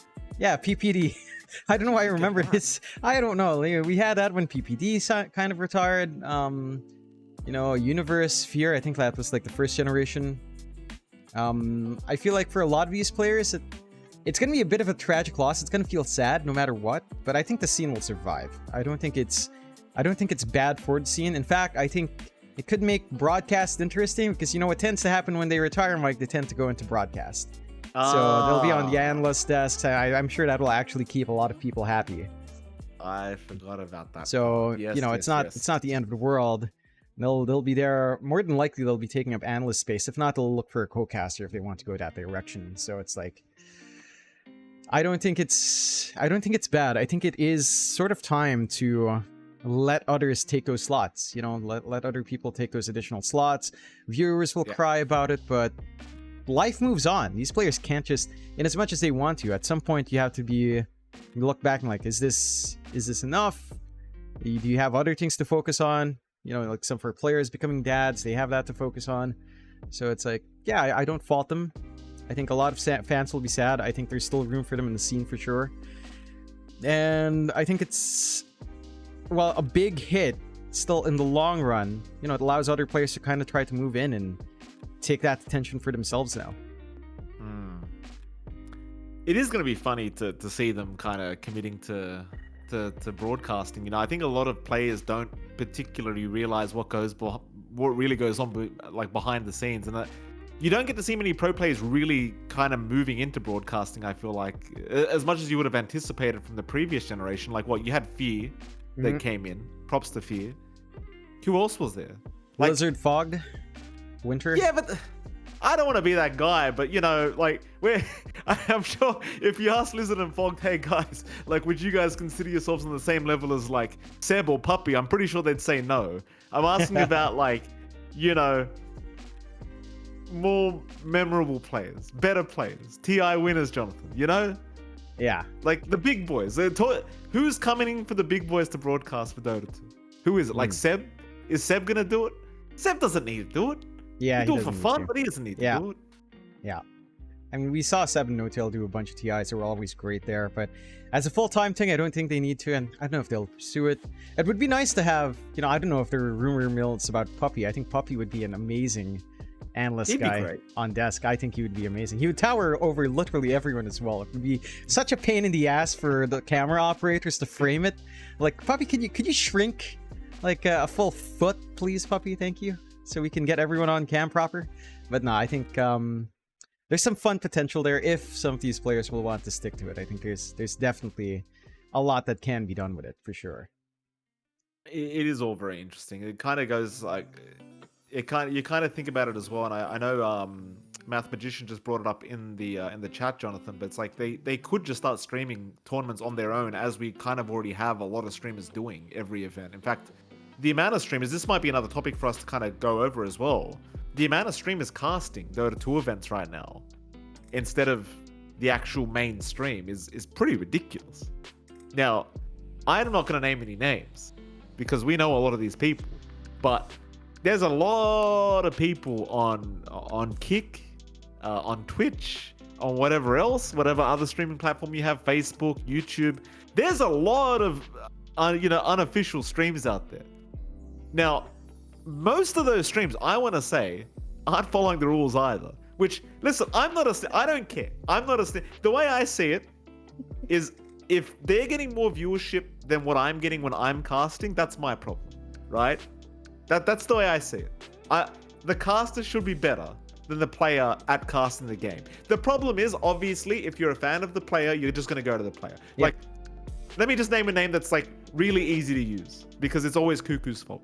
If Cuckoo's streaming, if Cuckoo's casting Blacklist game, of course I'm going to go to Cuckoo's stream. Of course. Not that I'm saying that happened. I'm simply saying, hypothetically, if Cuckoo was to stream Blacklist games, I would be there, is what I'm saying, right? Is this going to be a problem as time goes on, John? Because there's more players retiring. Chances are most of them are just going to start streaming, because they're going to realize retirement's really, really, really boring. And there's nothing to do in your mid-30s when you're retired. So, you know, time to go stream. Oh, hey, look, there's a tournament going on. Everyone's going to respect my opinion. Let me just get an extra 10k viewers by turning on the stream without any delay and talking about it like the main cast does. What do you think about that, John? Because it feels like it's going to become more and more of a problem now. I think it is a problem. Like, I get that why some of the other streamers do it for sure. And to be fair to them, I think what they do is, I think there should be a little bit more leeway in allowing like watch parties and stuff. I think it's better to work together with these kinds of players and streamers. There used to be arrangements like that, right? Like, it used to be easier. Like, you know, people like Gork would get like an exemption to co-stream without delay to talk to his chat. Doesn't really have the caster sub, has it mute, talks about his own thing in that. Yeah. And I think that's decent content. That's a very good way for a lot of these TOs to use their numbers, piggyback on it, and boost their own numbers when they're selling to advertisers. I think that's... Yeah. But they have to work together. I think they have to work together. And I think that's where the issue rises. A lot of our friends that I love to mention that do it, they do have their own sponsorships and they do their call-outs on the stream. Now, mind you, again, it's no business of mine, but for sure, from a TO's point of view, that is one part that's very hard to reconcile. And I think... That's my thing. That's my thing, John. Like, I'm gonna get a little bit cheeky here for the viewers that aren't aware. Basically what John's trying to say is sponsors, one of the metrics they look at is the viewership numbers and the amount of times, for example, your tournament gets Googled or comes up on Twitter or whatever. Like the amount of times your tournament gets kind of typed into a browser or something. And naturally, the viewership metrics and the other metrics that kind of talk about how much your tournament's being talked about, naturally they go up if there's other streamers that are casting the game, right? For example, if Cuckoo was to start casting the game, maybe his viewership only goes up by 2k, right? Maybe he's already at 10k, it goes up to 12k. But now that he writes in the title, casting BTS Pro Series 5, now you, as the tournament organizer, could be like, hey, we're BTS. We've recently looked at our metrics and realized we've gone up by 100% because we got an extra 12k viewers. We only had 12k viewers before, right? And then the sponsor goes, wow, you guys doubled your viewership. Guess we should pay you more money because you have double the viewers now, right? Our metrics went up. That's basically what's kind of happening, isn't it? That's really what's happening. That's not sustainable though, John. You can't sustain that because eventually they're going to pick up on what you're doing. You can't do it. I don't know. It's not good business, is it, John? It doesn't feel like good business to me. I think again, that's what has been happening, and I think honestly it's a good thing because the advertisers still get all your stuff. I think it's just hard to coordinate with these streamers to show those advertisers without showing their own. I think that's the issue. That's where it feels like it is a swindle. That's where it's a swindle. And again, that's why these things aren't right now. They're not official with a lot of these streamers. I would love it to be, but they would. I think it's also a matter of if they had to do it that way, like even without delay, but no self-sponsors. I think financially they would be very motivated to do something else. Unfortunately, I think that's the mindset that comes out to them. And I don't know. I'm trying to think of ways to make that work. It's kind of a bad way to go. Like, say you go to this pro player who is going to stream, say, hey, we want you to co-stream. We'll give you, let's say, we'll give you $1,000 to co-stream. Just make sure you play the ad audio. Don't use the in-game casting audio when you're talking over it, but play the ad audio when it's up in between the breaks, at least to be audible while you're watching. And I think that's a bad precedent because there's no way to enforce it unless you DMCA them. You become the bad guy. You end up in a situation where big streamers can suddenly go to you and say, hey, we want to co-stream. Can you give us the XXX so we can run your ads while we're watching? It feels like it can also be abused in a very weird way. I think it's just really hard to, like, in a perfect world, everything would just work. Like, your co-streamers would just be like, all right, we'll run the ad audio when it's up on the main stream. We don't need to touch it. We'll run off delay. No, none of our own sponsors will be happy. Like, we can maybe get our own donations, all of that, their subs, whatever. That's all in their channel. That's fine. It's just near impossible to implement, and I think that's the shame of it. Like, that's my thing. That's my thing, though. Imagine you had a Coke sponsorship, but then you notice the second biggest stream is sponsored by Pepsi. You know, you're telling me Coke's not eventually going to realize what's going on? Of course they are. Of course, because when the money dries up, when recessions start to hit global economies, and you have to really think about where you want to throw your money to advertise your brand, believe me, they will find out that your metrics aren't as good as they once looked. And then maybe you were being a little bit on the cheekier side with the numbers, right? And it's just not sustainable. It could really cause some problems in esports, right? And this is not just Dota 2. This is practically every esport out there, right? It could really cause some issues if the big sponsors out there realize, hey, wait a minute, all these numbers are fudged. They're not real. To be fair, you're assuming that TOs like ESL and PGL are using these third-party non-official co-streamers as part of their metrics. They are not. So all of these are unsanctioned. They're not in, like, the decks for presentation, which is why it's pretty annoying. Like, they're still showing only their official numbers, so there's no swindle there. Like, none of these co-streamers are official, so none of them are listed. None of these TOs are fudging their numbers because they know that just completely removes the trust. So I will raise that up. I think your point is that they're using these third-party streamers to fudge it while they're running their own. They don't give these licenses out anymore. Like, again, like, you look at the co-streaming rights for the Riyadh Masters, you have to be on a 5-minute additional delay on the 15-minute delay they have in the game. You can't use the direct broadcast. No one has co-streaming rights for that unless Gork does. I think he always gets an exemption because he does play by the rules, but I'm not sure if he does right now. So it's like, yeah, I mean, I get your concern in that it's a swindle. At the same time, no one's swindling because no one's an official and no one's using those numbers, which is why it pisses off the TOs right now. And it always has. So it's not, they're not swindling. Again, when they sign on, that's when they can use the numbers because they play by the rules. No one's signing on. Okay. All right. It's just, I heard something very, very different to what you just said to me. But I can't. Really? You know what? We're getting into rough waters now. I think we probably should start to steer clear of this conversation because I have heard something, but I'm not calling out any names. Right? I've heard a different story. Probably wrong. Who cares? Right? Maybe someone was just lying. Who gives a crap? Anyway, that could be a problem if it was happening.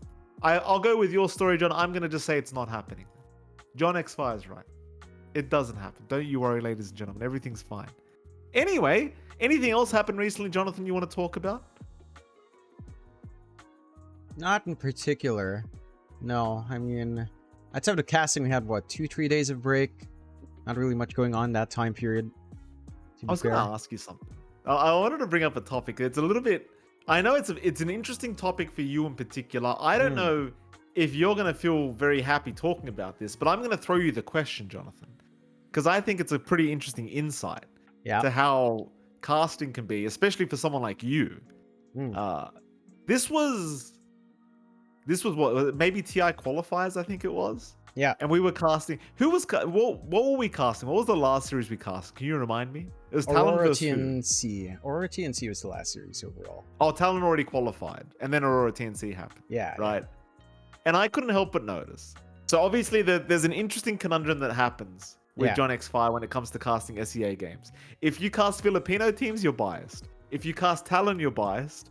And if we cast any SEA team versus any other team in the world, you're biased, right? Because you're Southeast Asian. So no matter what John X5 does, he's biased, according to some of the crowd. Now, allow me to quickly, just for the sake of putting it out there, John X5 is not actually biased. He actually knows all the players and they're all great friends. If John X5 is biased to anything, he's biased to SEA Dota, just like I am. We're both biased to SEA, right? But I wanted to ask you, John, how do you do it? Like, what kind of emotional effect does that have on you? Because I couldn't help but notice TI qualifiers. You know me, I like to go through the Twitch VODs. I like to watch what the chat's saying. I like to listen to how we're sounding. Couldn't help but notice.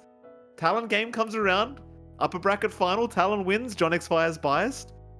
And then the lower bracket comes around. TNC versus Aurora. Naturally, John X5 is biased towards TNC.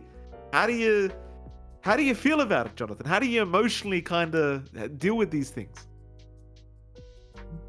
It's interesting because I try to look and see if any of that is accurate by my own metric. I think going into like in specific examples here for the Talon Aurora one, I was kind of shitting. I was already saying Talon's going to lose. I kept saying it. Yeah.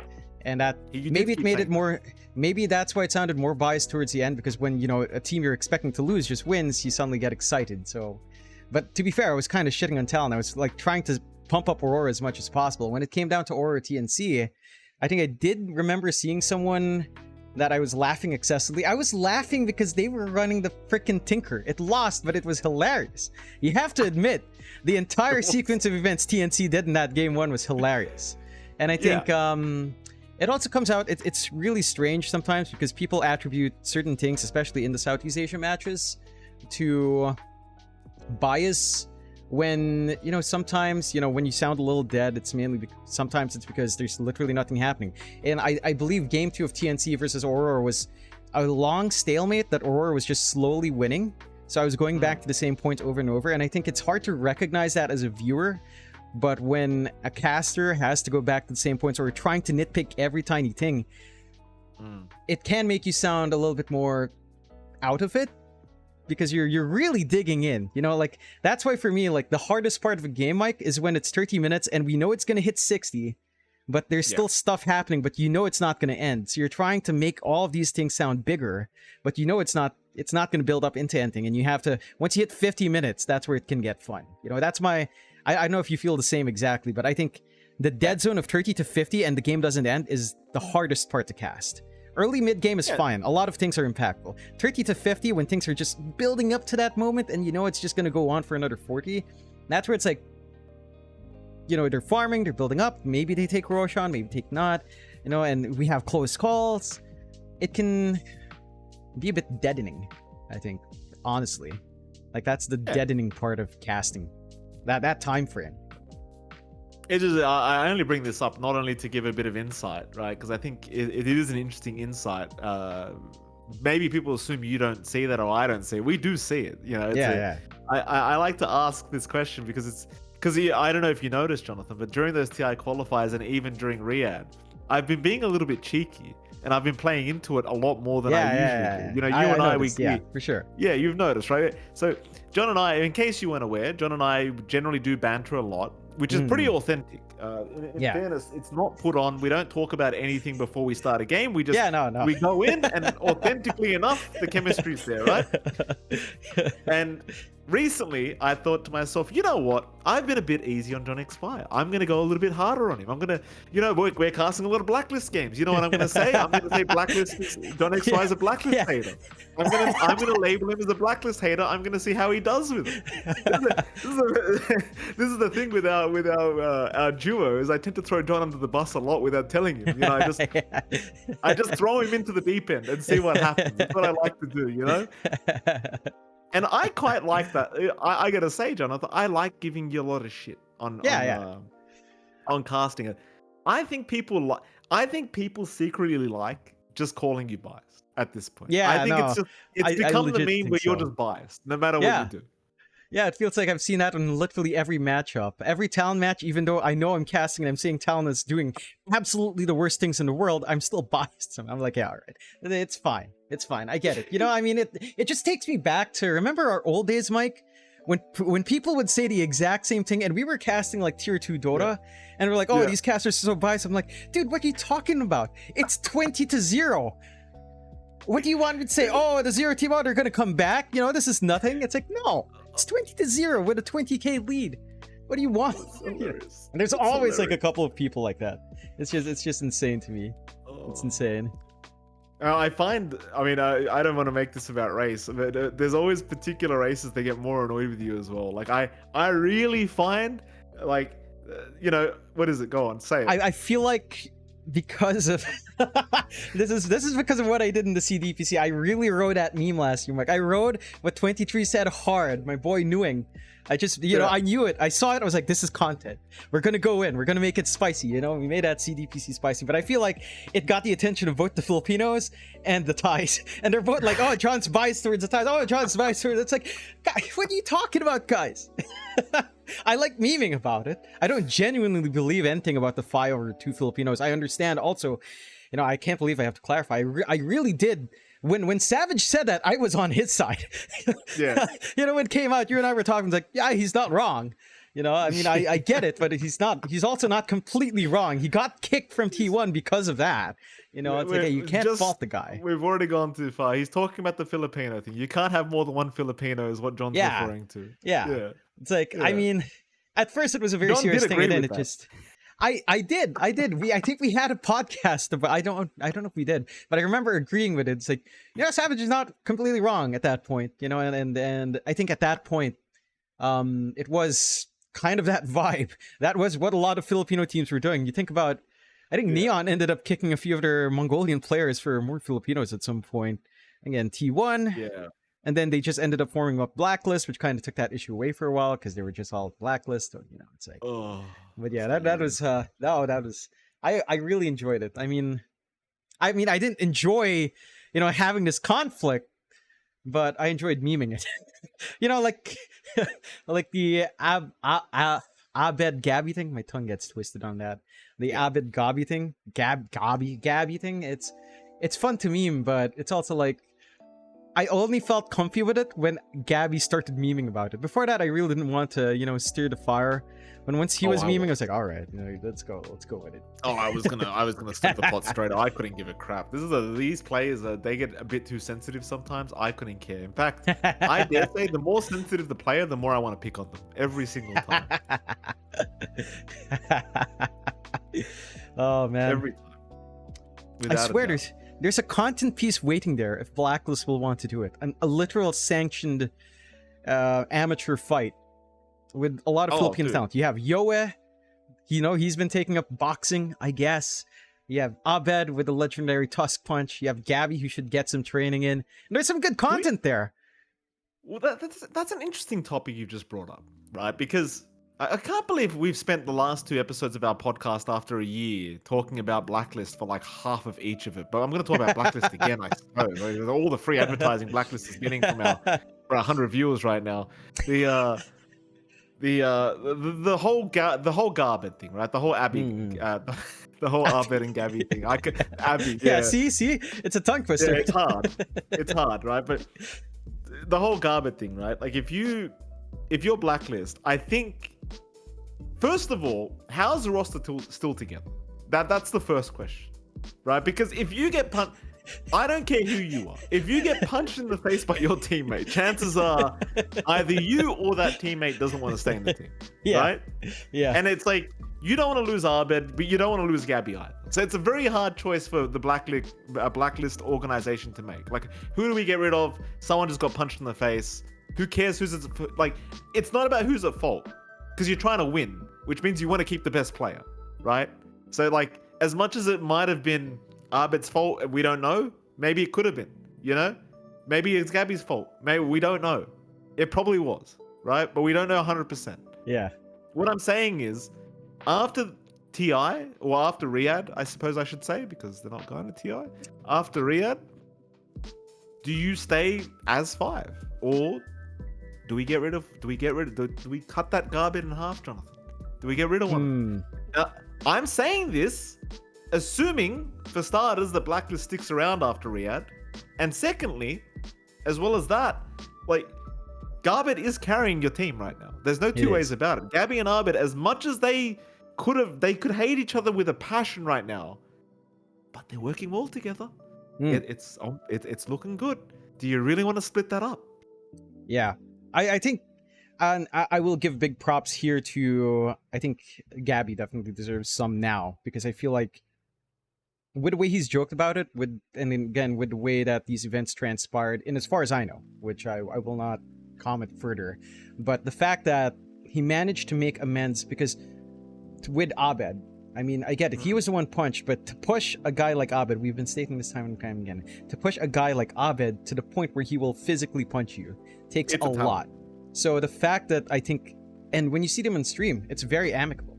Like, they are laughing together. It looks like they've patching things up. I think that's a good thing. Yeah, I mean, it takes a lot of maturity, and I think, you know, the punch, I'm not saying the punch was something that should happen. You should punch people to make them better. No. But I think the way Gabby took himself afterwards, instead of being like more antagonistic, you know, he could have said more things on stream or whatever. It led to self-reflection, which I think was very important, not just for the team, but as a person. I think it's a very important thing for personal growth. So I will give props there that they made amends enough that, you know, again, we see them laughing together. It doesn't feel forced. And especially you and I and Riyadh, we do see, like, we have 2 feeds. We have 1 camera feed, and I see the camera feed all the time. And, you know, I see it, and Blacklist don't look like a team that's tense. They don't look like a team that just had a punching incident a few months ago. So I think it's a sign of personal growth, and I will give props to that. And to your question, whether or not this team sticks together, I don't know after Riyadh. What I do want to see is content, though. I mean, Lane had a point. I see Lane in chat. Shout out to you, Mr. Alphon. He is right. This is the right way. They should have done it on Blacklist. Like, instantly after they release the apologies, right, say everything's amended, they should have turned it straight to content, you know, to wash off the stigma of it. Instead of letting kind of Gabby and the rest of the community meme about it, they should have taken control of it after dealing with the issue at its core. Make it content. Yeah. Like, I think that's still a direction they could go, and I would join if they want me in. That's what I think. I think a lot of SEA orgs, I think they could fly us out and we could just do the content for them. Like, I could write. There's so many good ideas. I mean, no SEA team's done it yet, but you know, call us out. You know, 1 or 2 cameras. We'll make the content for you. My God, it doesn't have to be cringy. Trust me, I'll make it uncringe. I promise. Like, we don't need to do the whole. I hate to take shots, John, but we don't need to do content pieces where there's a whiteboard and we're asking the players some questions and what's your favorite food and oh my God, he doesn't like chicken. Like, we don't need to do that, right? We can do funny stuff. It doesn't have to be cringy. Just give me a call. But like, excuse me, Mr. MLP, do you have time to fly over to SEA to allow us some content? Of course I do. Anything for you, Blacklist International. Call me anytime. I'll take care of it. I agree with your points, by the way, John. Shout out to Gabby. Can I just say, I also agree on that fact that Gabby does deserve a bit more respect. I always looked at Gabby and thought, okay, this guy's a troublemaker. He's a great player, a lot of talent, but he likes to make trouble. He's a drama queen, is the way I'm going to put it. He's the guy that, you got a group of friends. He's the guy that stirs the pot. He just instigates a little bit, He really looks at Tims and says, Tims, do you hear what Arbit said about you? Yeah, Arbit, do you see what Natsumi did? Like, you got to carry another game, Arbit? Natsumi's not doing shit. That's the kind of guy Gabby is, right? I've got to give mad props to the guy because, like you said, it's not easy to get punched in the face and then say, listen, it was my bad. I was in the wrong. Sorry for saying what I said. That is the mark of a true man, I want to say. It is very hard to put your ego aside. And let me tell you, when I look at Gabby, I see an egotistical motherfucker. Like, that guy has... he looks like he's got a huge ego. Huge. So for him to put that aside and say, Arbit, listen, my bad. I'm sorry. Let's play the game. That's massive. That is on... I gained so much respect for him after he did that. I really did. Now, that doesn't take away from the fact that when I do see Gabby, I'm going to intimidate the living crap out of him because he still, till this day, hasn't said hi to me. Yeah. But that doesn't matter. At least now I know I'm approaching a man. Yeah.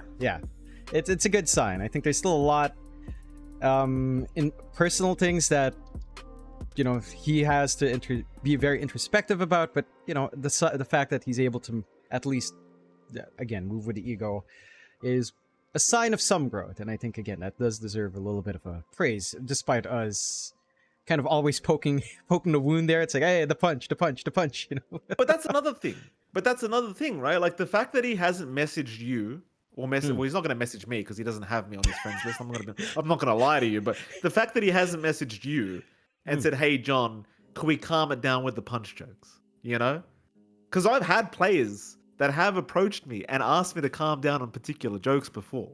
It has we've had happened. One case, yeah. You've had one case. I've had some cases, right? And I'll tell you what, I find it kind of embarrassing, quite frankly. I'm like, listen, bruv, like, first of all, your job is to play the game. My job is to be entertaining, right? You go play the game. Let me be the entertainer, right? Don't tell me how to do my job. Whatever, like, if something you did in the public eye, like, if I speak about it, I'm well within my right, Jonathan. It was within the public eye. Yeah. If I do something stupid and Reddit talks about it in 2 minutes, I can't complain about that. I work in the public eye. Yeah. You can't complain. You can't. It's embarrassing. It's embarrassing.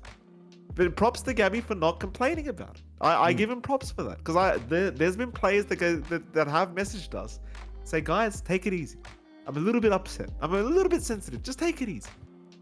Shout out to Gabby for not asking us to take it easy. Yeah, again, definitely a little bit of growth from our boy Abed. Still a ways to go, but it's a sign. Oh, Gabby. It entered the mind again. I don't know. Maybe it is growth for Abed, though. You did say you could never imagine Abed punching someone in the face. Yeah, exactly. Abed said, no. You don't have to imagine. I'm going to show you this motherfucker. It was something.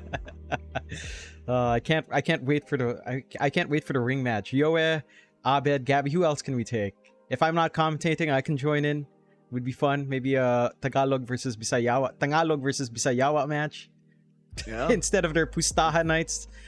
That could be one way to settle. That would be so funny. I don't know. I think they would say no.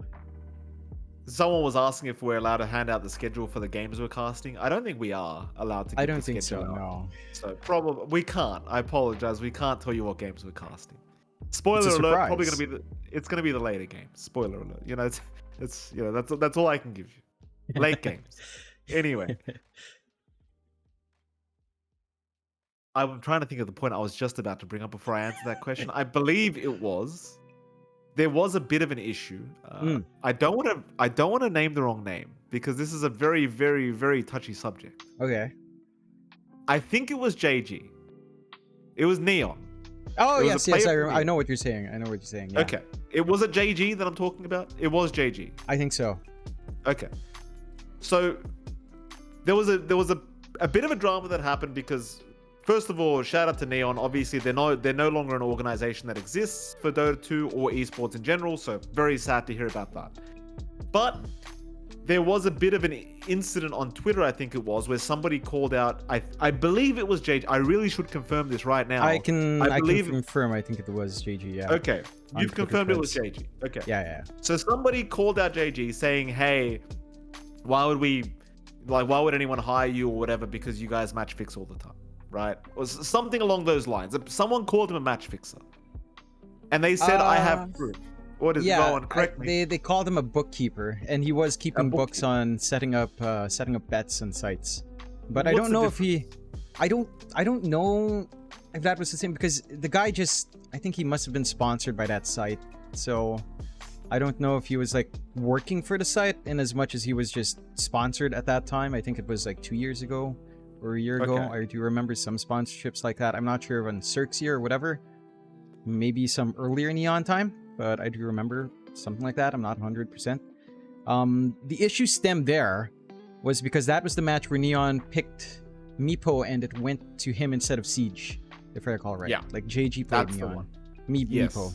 So I think a lot of people accuse that of match fixing. Because I don't know. Get confirmation before you pick the hero. Do you not? Yeah. Like a button, I'm very sure a button comes up saying, "Are you sure you want to pick this hero?" Yeah, it does in CM. Now, I could imagine a world where the player is just so used to moving his mouse over and pressing yes that they just didn't think about it. But as a caster who's casted Dota 2 in the SEA region for the last 6 years, Jonathan, I can almost guarantee that 1/3 of the games have been match fixing. I'm not accusing anyone. I'm just saying I wouldn't put it past anyone to throw a match here and there, especially when it comes to regions like SEA, China, maybe even South America. Like I'm just gonna say it. I'm just gonna say it. It doesn't surprise me if that was the case, especially because you do see a lot of players from SEA, John. They tend to advertise for a lot of, gambling sponsors. And they put their bet slips on their page, and sometimes it scares me because sometimes I see their team in there, and it's like, well, hold on a minute. It's like, fair enough, we're sponsored by gambling, fine. Already a bit of a question mark, but fine. But then we're like, now we're posting our bet slips with our team. Like you can't.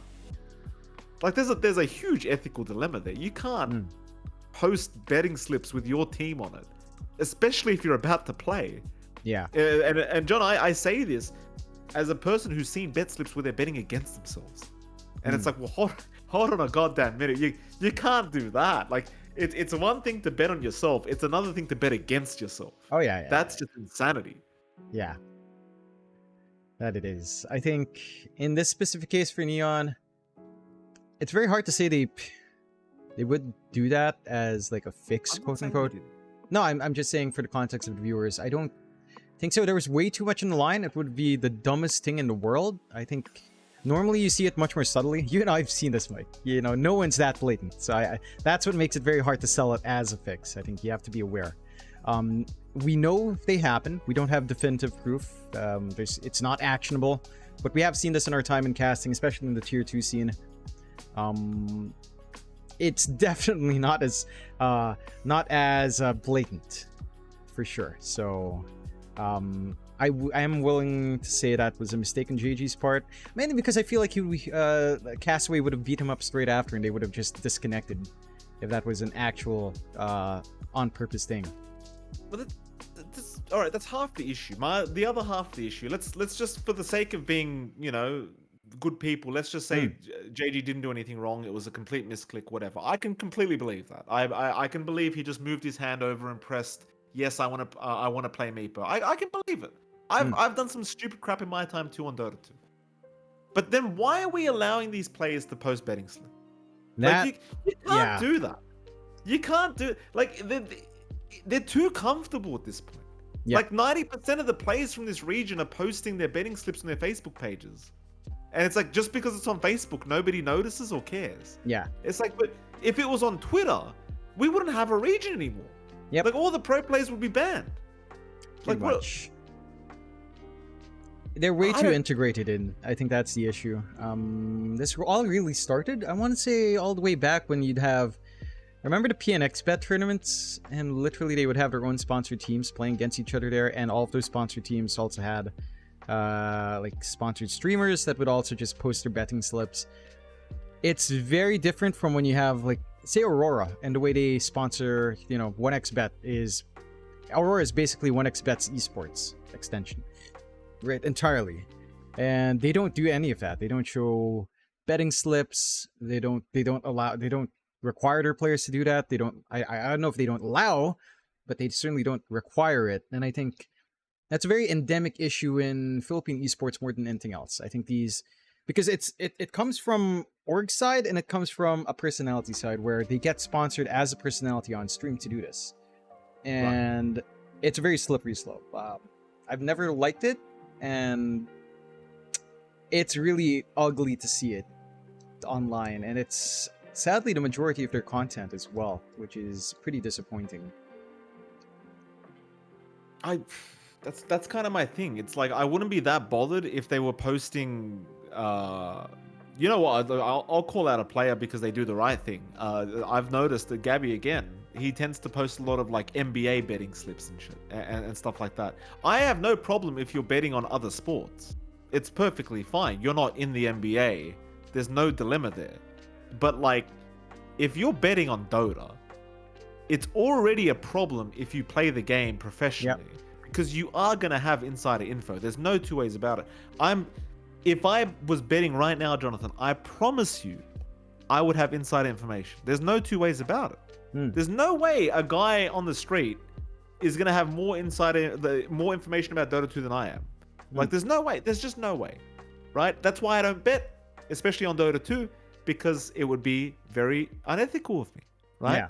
That's also why you don't do it. Even though I'm sure you and I could both make a crap ton more money than what we get paid to cast Dota 2 for. We don't do it because it's very unethical, right? And we don't want to lose our careers. I just don't understand how we live in a world where pro players are literally posting their betting slips of Dota 2 as professional players on social media. And we're just sitting here willy-nilly like, it is what it is. At least they're securing the bag, Because then, you get on a stream and you see the betting scene and they are just livid all the damn time. They are fuming all the fucking time. You can't cast a tier 2, tier 3 tournament without the betting scene just ripping you a new asshole as a caster. Yeah. And it's always the same crap. It's like, we know that there's like too much shadowy crap happening, but what are you meant to do as a caster? You know how many teams over there, I'm going to say right now, I've reported how many teams over the years to different people. Nothing ever happens because you can't prove it. You can't. Like, how do you prove they're betting against themselves? You can't. I used to tell people that we used to cast to. I used to literally type in chat, in the Twitch chat, if I had proof that they were match fixing, I promise you I would get them banned myself. Yeah. But I don't have proof. Yeah. In which case I can't accuse them of anything. Yeah. Pretty much it. But it's when we used to cast on, there were some real bad times where I would put my career on the line. I used to just outright give it to the viewers. I used to be like, they're like, I didn't say outright like they're match fixing, but I used to make it pretty aware. That they're probably match fixing, Like, you used to be like, oh, maybe they did this because of this. And I'm like, oh, I doubt it, John. I highly doubt it. Oh, look at that, John. This person's in this position. I wonder what's about to happen. Oh, look at that. 5 seconds later, he just got caught out and died. Imagine, And it's not even just SEA. I believe it happens in NA. I believe it happens in SA. God knows it probably happens in Europe. CIS, there's no two ways about that. It definitely happens there. I mean, Jesus fucking Christ. Like, let's bring up the number one. Tiger was fucking match fixing. Can you believe that?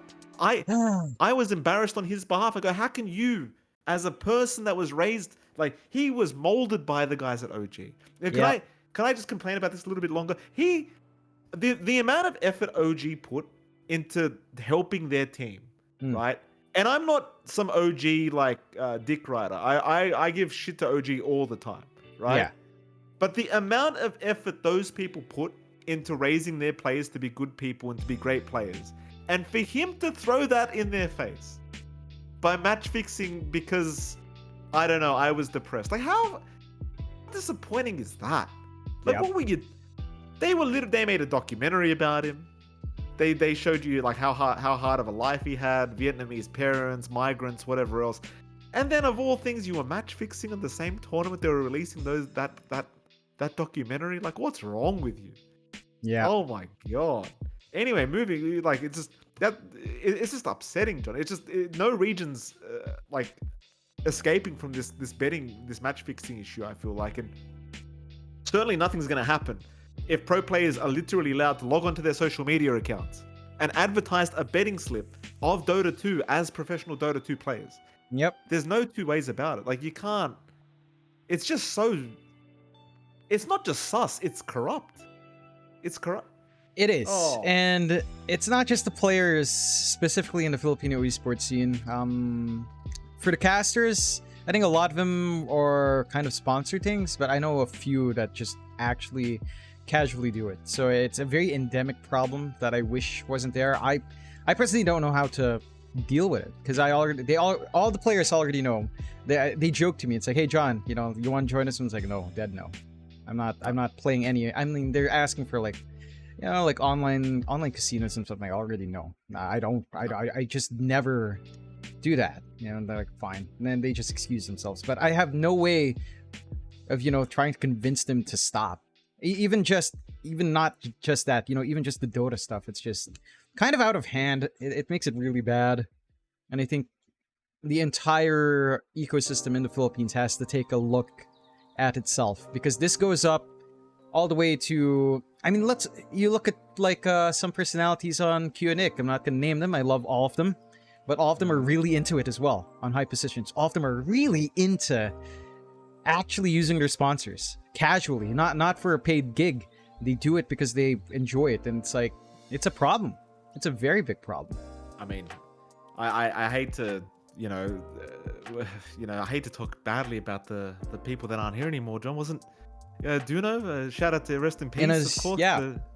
There was that voice line, easiest money of my life. He meant it. I'll give you guys a guess as to where that came from. Easiest money of my life literally means easiest money of his life. Again, rest in peace. Love the guy. Nothing against him. But that was a fucking voice line in the game. Yep. Like, nobody picked up on it. That maybe he was being like realistic. Like, it's crazy. Like, if we're being told as casters we're allowed to bet on Dota 2, John, and cast, then why aren't we doing it? Like is it like? But seriously though, right? Like, to give you people an impression of how much information we could have as casters, we're in all the discords. I could DM players right now. I could DM coaches. I could DM the TO bosses. I have spreadsheets full of schedules. I have spreadsheets to tell you who's standing in, what rosters are happening, what tournaments are happening throughout the year. Like, we get given so much information, so much, that if you were a betting person, there's no way you would lose. You can't lose. There's too much information. Yeah. Like, the odds are so in your favor with this kind of information. Even just knowing that a team's going to have a stand-in for a tournament, you know how much you could do with that? Yep.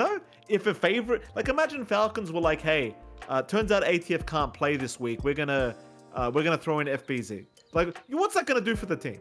Yep. I'm not saying FBZ is bad, but all I'm saying is, he's not ATF. Yeah. It's like, if you have that information prior to a tournament starting, you know how much money you can make off that crap? Not even to a tournament starting, to a game starting. The amount of games where I've been notified 30, 40, an hour, 2 hours before the game even starts, that their best player is not going to be there. Like, Nisha can't log on today. His internet died. We're going to have somebody else. Like, it's guaranteed money. It's guaranteed money every time. It's like, it's crazy to me that people can so blatantly bet and nothing gets done about it. It's crazy. And of all things as well, the viewers that are actually betting for real without the information to guarantee them the win, the guys that you need to throw their money at these betting companies so they continue to sponsor our game, those are the ones that are losing. They're the ones funding the pro players who are match fixing. How crazy is that? Yep. It's kind of nuts. It's really, I don't know, degenerate is the way I'd put it. I think that's a term I like to use. But it's also really disheartening. I think it's not something I like to personally dwell on because I see it everywhere. You know, it's like it's literally all there. All of them do it. So it's like, I know how to make it a wake-up call. I know even Cuckoo's wife has been limiting him because it's a problem, man. It's a problem. Shout out to Wendy. She's a great gal, but God. Are you telling me, I don't want you to expose them if anything, but usually as far as I'm aware, especially when it comes to like betting sponsors like casinos, usually they give you an account with money, you know, fake money, real money, whatever. Are you actually implying to me that they're using real money? Like their own? Cuckoo himself has implied this, and Cuckoo's wife is on the stream chatting. It's like, hey, I limited your account. Stop asking. Well, that's... I don't know if they play it up as a joke. I can see Cuckoo being smart enough to do it as a joke. It felt very sincere. I'm not gonna lie. It felt very sincere. I'm hoping it's a joke, but I can see it not. Have a chat with the boys when we see him then, Jonathan. My God. Again, I mean, you know, John, my dad was a very bad gambler. Oh, yeah. And it really does mess up your life. Not just you, but your family, your kids, you know, your mum, whatever. Like, it really messes up your life. And, oh, man, it's... I was under the impression they were just being, like, everyone was just being sponsored. Like, they were just being thrown, like, play money to make it look like they're winning like every other casino. I know very specifically a few people are not. I'm not sure about most of the pros. I know, again, Cuckoo could be joking about it, but I'm pretty sure most of them are being sponsored, but are also outside of the sponsorship still in it. So, yeah. That's crazy. I mean, I'm not gonna lie. Like, if a betting sponsor came up to us and said, "Hey guys, we'd love you to jump on our casino for an hour, and we're gonna pay you like 20K," like, yeah, I'll do it. No worries. I'll literally sit there on the stream the whole time telling my viewers to just not watch. Just be like, don't watch. Just leave me with one viewer. Don't worry about it, guys. I'll be back tomorrow. We'll play some Dota 2 tomorrow. Get out of here. Get out of here. Yeah. You know, who cares? Let me secure the bag. But then it's like, if I've got to use my own money, like, no way. I wouldn't use a cent. You fund me that account. I will lose all said money that you fund me, and then you will pay me the money you owe me. It's as simple as that. As soon as they say fund your own account, no. It goes. It's a similar thing to smoking. You know, I remember when I was young, right before I started smoking, and I have quit smoking, ladies and gentlemen. Don't smoke; it's horrible for you. But back when I first started smoking, it wasn't the idea of smoking that bothered me. It was the idea of going to buy the packet that bothered me. Right? The moment you feel comfortable to approach the convenience store and say, "Can I have a packet of this, please?" and they hand it to you and you pay for it, that's the moment you lose your virginity. And that's the way I see it with casinos, like these online casinos. The moment you deposit your money with your own card, it's all over. They've got you. They've sucked you in. It's the same crap.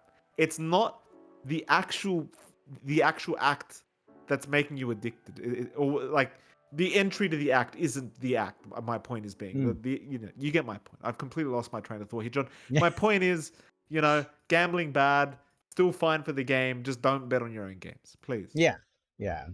And hopefully a lot of our players will recognize. I mean, to be fair, I don't think they bet on their own games, but the fact that they bet on Dota is already a really red flag. It's already a very, very bad red flag. That the only reason why no one knows is because no one uses Facebook in the West. No, only we do. It's like no one else does, so that is why. Oh, the number shout out to our number one here as well. I haven't seen Dougie in a while. Just wanted to mention him for everyone listening. Hello, Dougie. Love seeing Dougie here. Shout out to Dougie. Of course, somebody asked, Rebel Heart asked when we're casting. We're casting tomorrow night. I can't tell you which series because we're not allowed to say, but we'll be on tomorrow night, probably later on the night. Just FYI. So, but yeah, that's the thing. I'm not accusing any SEA players of match fixing. I'm simply saying it's crazy to me that you can post this crap on social media showing that you're betting on the game you professionally play and nobody cares. That is insanity to me. And on top, and the reason why I suppose I want to say it bothers me, John, is because it doesn't get you excited to watch the games. No. Like, if you're a new Dota 2 viewer, which there aren't many of these guys, right? But if you're an SEA Dota fan, or you're an SEA person, you're a Southeast Asian person in SEA, you saw your friend share a Dota meme or whatever, and you're like, oh, I'm gonna go watch this Dota esports, whatever. And then you notice the players are like posting shit on their Facebook, showing that they're betting on Dota. Of course you're gonna be like, oh, this is a scam. Like there's no way you're gonna be like, oh yeah, I'm gonna watch Dota because it's so legit.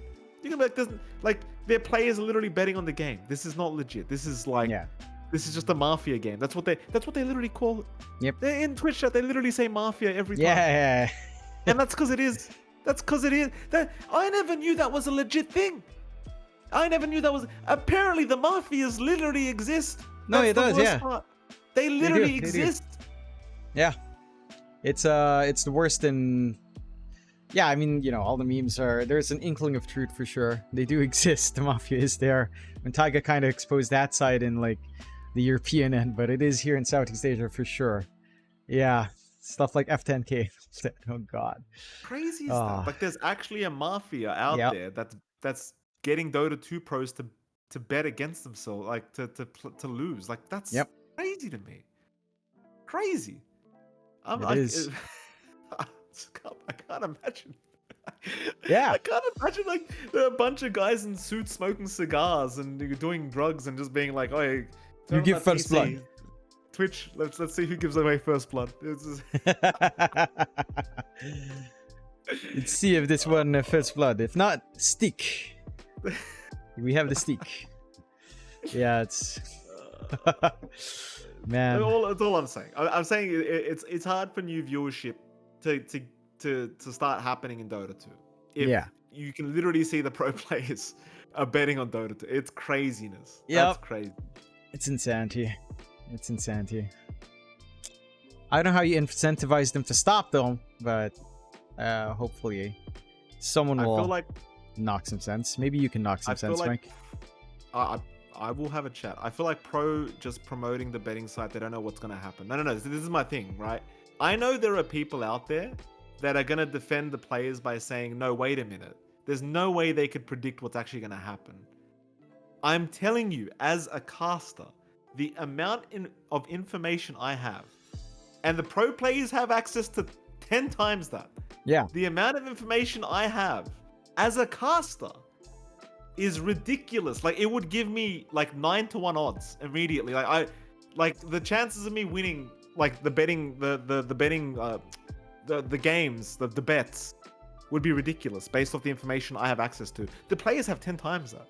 Yeah. You know? Trust me, they can easily do some very cheeky shit if it comes to it. I just hope not. Yeah. I really do. Hopefully. Oh. It's good to hear that you've been saying no to that kind of crap, John. I would tell you, by the way, just for the sake of us, you know, being completely clear, if they legitimately, if the pro players that are sponsored by these casinos literally said to you, hey, John, we'll get you paid by the sponsor. All you got to do is stream for an hour. Just stream yourself on this casino. As long as you were to follow the rules that I just mentioned, which were literally just don't bet on Dota and don't use your own money. I'd tell you to do it. I'd call you an idiot for not doing it. Be like, why don't you do it?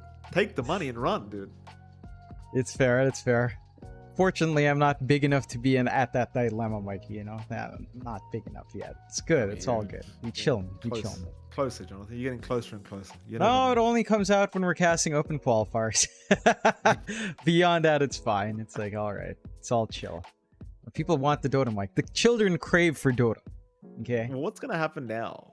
In the event that because you've been casting open qualifiers with all the Filipinos. Yeah. What happens? If good old MLP wakes up one day and says, oh, you know what? I've got a day off. I want to cast. They always look for you, actually. It's like, where's Mike? Really? They ask him Filipino, where's Mike? It's like, oh, Mike's busy. It's like, oh, is Mike coming? It's like, no, he's busy. You know, I think Armel is very interested in that because Armel really wants to keep practicing his English. Does he? That'd be really cool. And he's really happy to do it with us because he can still speak Filipino. I can translate. When his brain can't keep up, he can still speak Filipino. But he did say he was really interested. I think Kuku as well to an extent. This is a very interesting idea. So you and I've been saying for a long time, right? And this is going back to a conversation you and I had about 30 minutes ago on this podcast, right? The pro players are slowly starting to retire, and that means that some of them are going to want to be in broadcast, blah, blah, blah. Yeah. And I've always said, and I truly believe this, out of any caster duo, when it comes to tri-casting, you and I are the best. I truly 100% believe there is no other duo in Dota 2 that tri-casts better than us, right? And that's not saying that the other duos are bad, because they're obviously way better than us. But I'm saying when it comes to having a third person, nobody does it better. I'm going to say that with absolute confidence, right?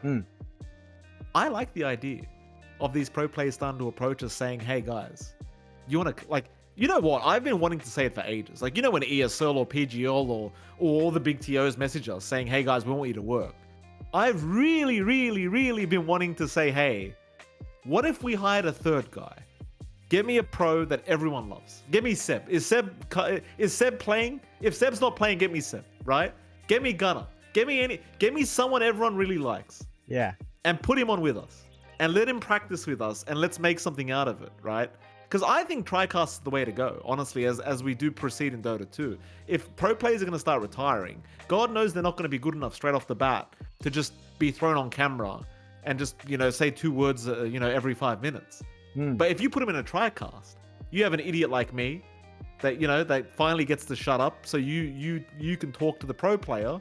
And then if I notice that he's getting nervous or he has nothing to say, I step in and lead the... We did this already. We did this at TI11. We did this at TI11.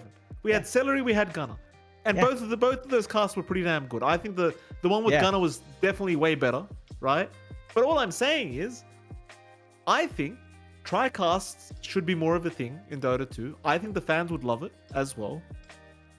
And hopefully that's maybe a thing that starts to happen, John. Maybe that'd make us more in demand. It'd be nice. Again, I think we're the best tri-cast. I'll tell you right now. Yeah. I dare anyone to tell me we're not as good as them. Would be nice. I think they probably just save that for stuff like, you know, TI. Maybe we see it here in Riyadh. I don't know exactly. Feels like they would, but I don't know if the format allows itself. Would be nice to see more. It does feel like we haven't had it as much. I wouldn't mind seeing it just on lands, right? Like even on playoff stages for some ESL parts earlier on could be nice if the interest is there. So would be very fun. But yeah, at some point as well, we should probably get Armel in. I don't want to get them as a group because it will be very chaotic. But like having Armel, having Cuckoo, I don't know if it's better to have them individually or like by pairs, and it could work either way. It would be funny. But you know what? Now that you've told me Armel actually asks, I'm actually going to show up next time. I'm full going to show up on purpose just to give the man what he wants. Hell yeah. I think there's an air of, obviously it'd be kind of like the actual broadcast might be bad because it would be me speaking English, you speaking English, but then you might have to translate to Tagalog or whatever Armel speaks to. Obviously it could sound bad, but I take it as a challenge. I think we can make it actually sound pretty good. Yeah. I dare say the Filipino fans would prefer it because they're usually very bilingual when it comes to English and Filipino, and they'd probably be like, oh, this is a very interesting kind of, you know, it's a very interesting thing because you're going to be translating to me and you're going to be translating to Armel, and you know, it's like, is John even translating correctly? Probably not, because nobody knows what the fuck he's saying, you know? Pretty damn good. It would be. Should have, I want to try it. Yeah, Armel. Thankfully, he's very free at the moment, to his detriment. But he's been very free, you know, him and Cuckoo. So I'm sure there's time somewhere along they're gonna be free for a while. They're dead. Love them, but they are free. That's the reality of it. They have some time right now. How fast can MLP Dota learn Tagalog through this next live stream? Is going to be the question when I join. Man, I have to say, sometimes when I do those open qualifiers as well, I don't know if I'm going to be with them, right? Because I don't know if they want me there or if they're busy. So sometimes they just randomly switch into them. Then it goes from an English stream to a Filipino stream. Then some viewers get so angry. It's like, oh, why do you have it tagged as English? Oh, it's like, I'm sorry. I'm hanging out with the guys, you know? And they're on... Huh? When is the next qualifier? Wallahia Season 2? There's the Blast, whatever the Blast TV thing is doing. There is that as well. So, those are the next two I see. And I don't know when they're happening. Probably after the International. So, it's going to be later. No, we'll make sure it happens. What is it? For What are you sure. laughing about? Shout out as well. Somebody he's joking that my talent fee is so high according to Armel. That's why, because every time I come on Armel, it's like, hey, I paid the talent fee for the caster to come. You know, I did this for you guys, the viewer. It's like, yeah, I'll ride with the joke. I'll ride. I don't have a talent fee. Okay, but it's a good meme. I love Armel. He makes these really good memes. You know what? Now that I know that, as soon as I come into his stream, I'm just You'll gonna ask start for your being like, talent "Oh, fee. Armel, so I sent you PayPal. Hurry up, hurry up."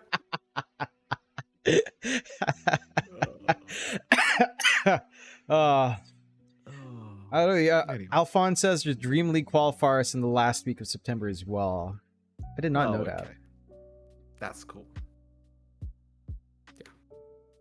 Anyway, moving on. I did want to. I don't know how much topics you've got to talk about, John. I feel like I've been bringing up all the damn topics. Nothing? Great. All right. In that case, rumors going around.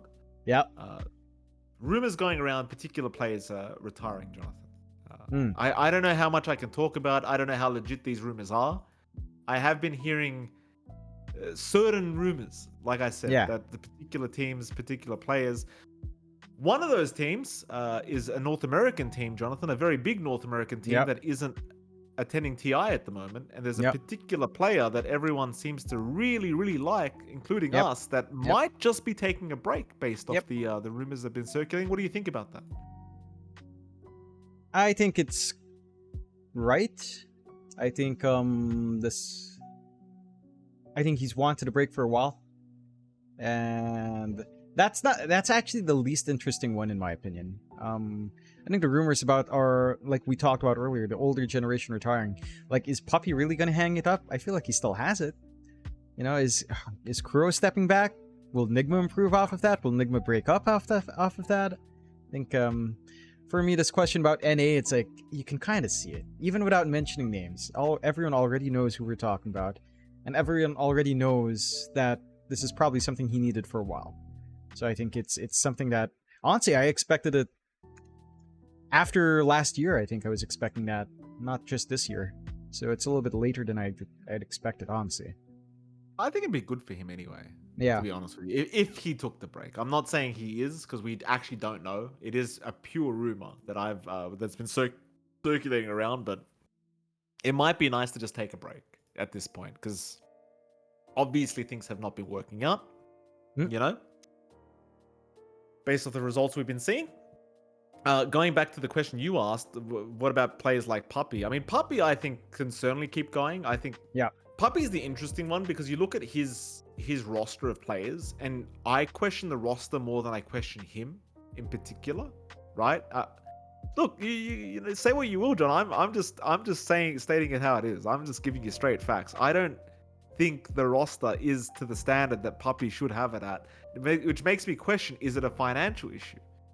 Is there finance issues perhaps that are causing them not to get players that are quote unquote better, you know, or do they really believe in the roster they have? I don't know. Nigma, I mean, do I need it? You know, do I need to walk over this grave anymore, John? I mean, yes, he should retire. I don't know what he's doing. Retire. There's a time to retire. It's time. Go. Enjoy your money. Enjoy your legacy. What are you doing? What are you doing? Go retire. Be a boss. Smoke some cigars. Relax. Yeah, I would agree. I agree on that one. Look, if the day ever comes, I truly hope it does. If Kuro ever attends TI and somehow wins it again and proves everybody wrong, I will be the first one in line to apologize. But it is time to hang it up. It's time. It's not going to happen. I don't know. Yeah, I don't know. What's the value of him being Enigma at the moment? Like, the sponsors aren't going to Enigma because he's there. Like, that's just not going to, you know? That's not why it's happening. It's like, why even stay at this point? Like, you own the org as well, so why not want the best for the org, right? Which is to win. It's a bit Pretty weird. much. It is a little bit funky, but yeah, I think again for our friend in NA, he does need it. Feels like the boy needs it, Mikey. Are you avoiding the Kuro talk? I mean, for the Kuro talk, you already said anything. What, you want me to spit on his grave after you walk over it? You We've got Because I said I said retiring. You just said yeah. All right, back to the NA boy. It's just because it's I like, agree. It's like I don't need to restate everything. We're not all filling right, for time in a Dota game, Mike. We're chilling. right, We're chilling. all right. Well, I don't know. It's interesting because there's a lot of players that seem to be kind of thinking about it at this point, aren't they? And we are in a weird kind of circumstance as well, where the environment in Dota 2 esports has changed a lot because DPC came and went, which did change the landscape a lot for Dota 2. Mm-hmm. And now the global economy looks like it's going into a pretty deep recession, which probably means money's going to start drying up for esports, which is never a good thing. And it seems like a lot of players are just saying, hey, I had my run. It was fun. At the very least, I want to break, if not more, Which is, it's kind of sad to see the golden era go, but at the same time, it's like, I look forward to the new players coming up, John. I think there's a lot of new talent that could start to take over. I think it's already been taken over, and as much as I love these old players, right? Like, Spirit, Tundra, Liquid with their rosters, Younger, although they haven't been doing the best. OG's a new generation every single time. Falcons. I think the era has certainly moved on. Whether or not we've realized it, because these guys are still in the periphery. But the era has moved on. Our top teams don't really include a lot of the old players, with the exception of maybe some legacy players from China. And the game has, and maybe a little bit in Southeast Asia, but the game has been moving on. So, I don't, honestly, it's heartbreaking, but it really doesn't change the pro landscape, to be frank. So I think it might just be time for a few of them. But I think we have been moving on, yeah. What does change the pro landscape, Jonathan, is SEA players going overseas a lot. Talk to me about that. I mean, we just talked about a very big NA team, which has a couple of SEA players that I am very fond of personally. Yeah. We have other SEA players in other regions. Mena, I'm in particular, is the one I want to point out. What I'm trying to say is, it seems like a lot of our talent currently is either being poached or is overseas at the moment. Do you think they should come back, or should they stay overseas and continue securing the bag? Well, for our friend in Mena, I think he should be coming back. I think that's FBZ, by the way. I'm not even gonna hide it. FBZ, yeah. Keep going. I think FBC should come back. I think I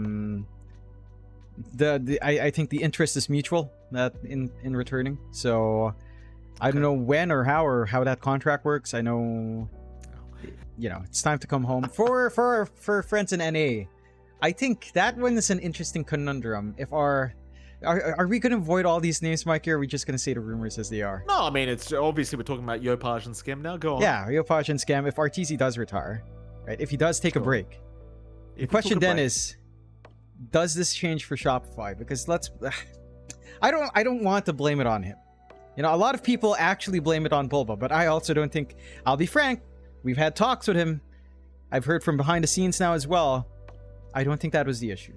And I think, again, the break feels very necessary for RTZ. And I think that changes Shopify. It changes what comes out under one. It changes their draft. It changes their philosophy behind the game. And I'm actually interested in seeing if Yopaj and Skem can shine in that environment with a different circumstance. I think it's so hard to say because I feel like they do really well with a very strong Southeast Asian team, which, to be fair, I think there's going to be a lot in this roster shakeup again post-TI. Yeah. There's going to be big. Yeah. If talent doesn't stay intact, it's going to be insanity with all of this, with players who could be poached as well. Talent's not staying intact? No, I'm assuming they will, but you never know with some contracts. What if someone came in and said, WS, I'm going to give you 10 times your salary?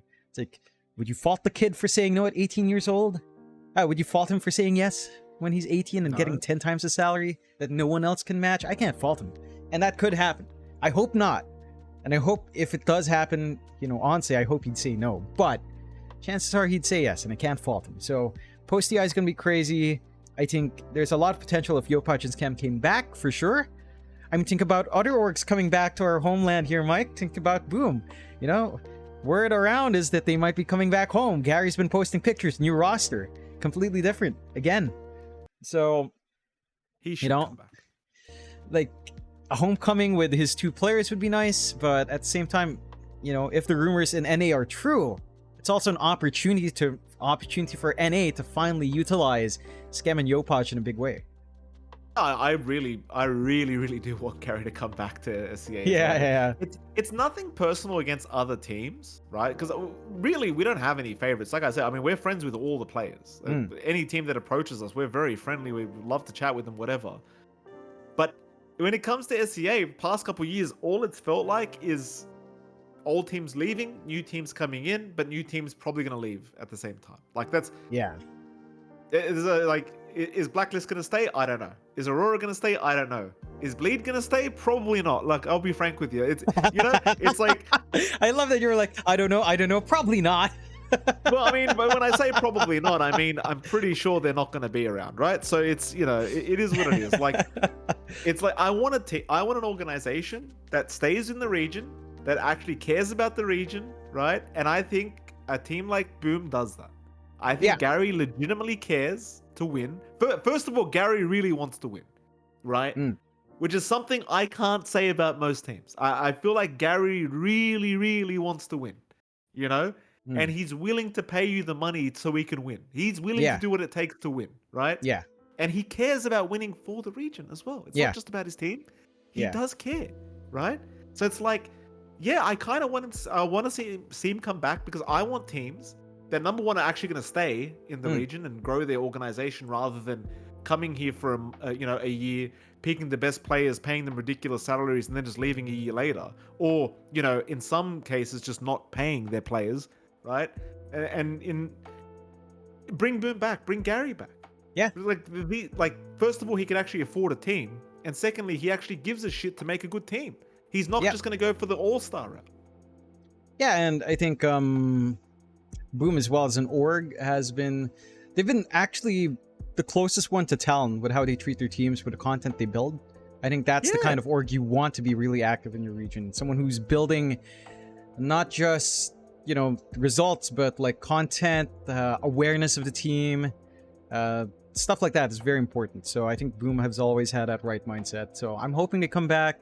It's going to be a loss for South America, but frankly, with HQ so far away, it's not like they could do the same things when they could in Southeast Asia. So I think it's just a little bit tougher, and I'd like to see them back. If Gary is coming back, he literally poaches Yopaj Skim right now. Like, there's no way there's no two ways about it. You take them right now. Take them right now, both of them. Pay Shopify what they want, take them right now. Shopify's gonna rebuild anyway, by the looks of it, take it. You know what I mean? If Shopify wants to rebuild, if we live in a world where RTZ finally says, I'm gonna take a break, if that happens, and you're gonna rebuild, then take them back. Take them right now, Gary. Yeah, but what if they rebuild with Yopaj Skim? Offer them more. An arms race and money up against Shopify, I don't think is even something Gary can keep up. Let's be frank here, Mike. It's a lot. I mean, that's a lot you're talking about, and that goes back to the salary thing, Mikey. Huh? I mean, you watch what you say. In fairness, with like salary plus, I guess, almost guaranteed slots to every tournament, maybe a bit too like. It might be a little bit too, they might be too incentivized to stay in that case. Still, though, it's just, I don't know. Is it like, are you getting the competitiveness you want, though? Like, that's my question. Like, a player like Yopaj, right? Let me use Yopaj because he is a very technically high-skilled player. Yeah. Right?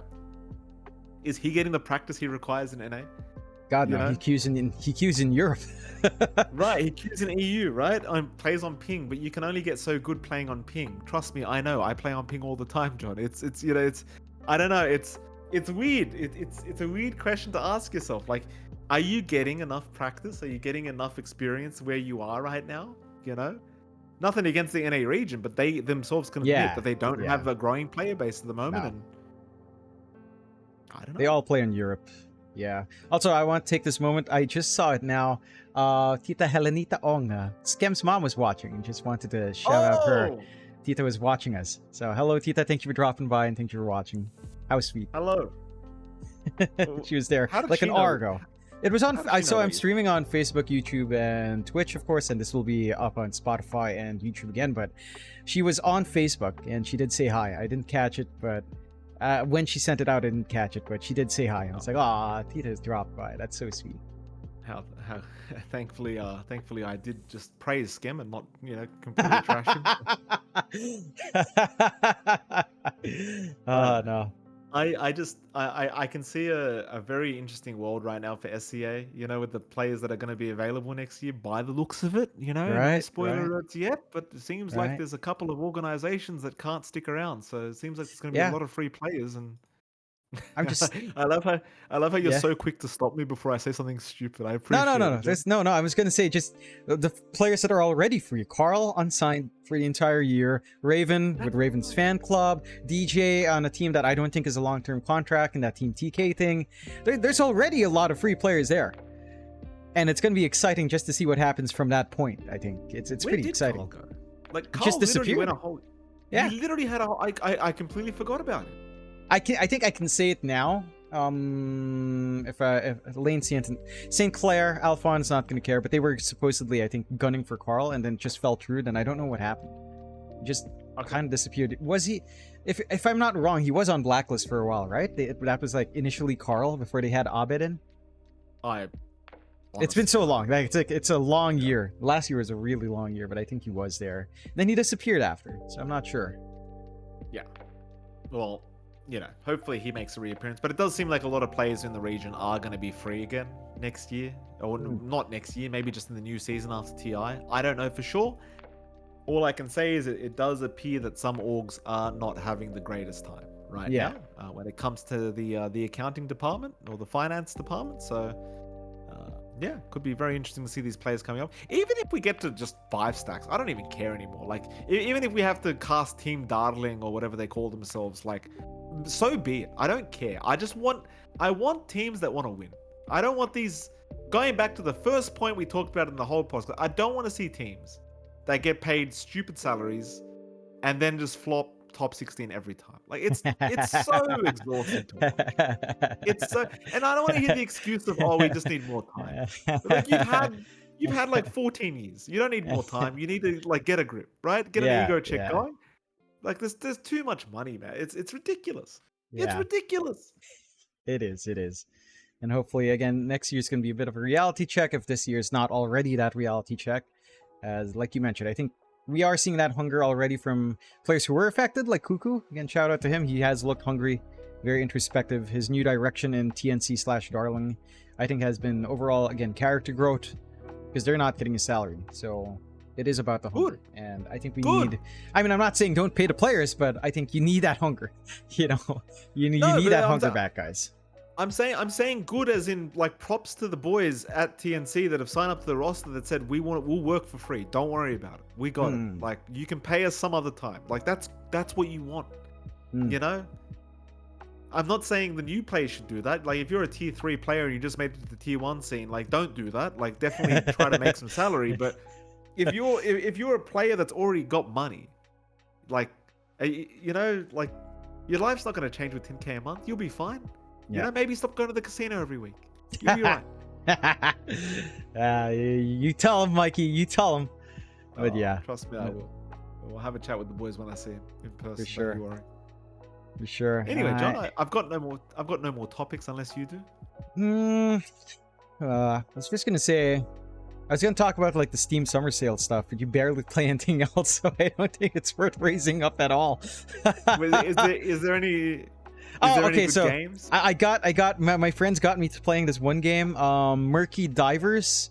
So it's kind of like Lethal Company, where except you have to drive a submarine to the place, and it's really fun. So one guy's navigating, one guy's on the helm, one guy's on speed on the engines, one guy's on the sonar, telling you what's on the radio on the radar. It's pretty fun.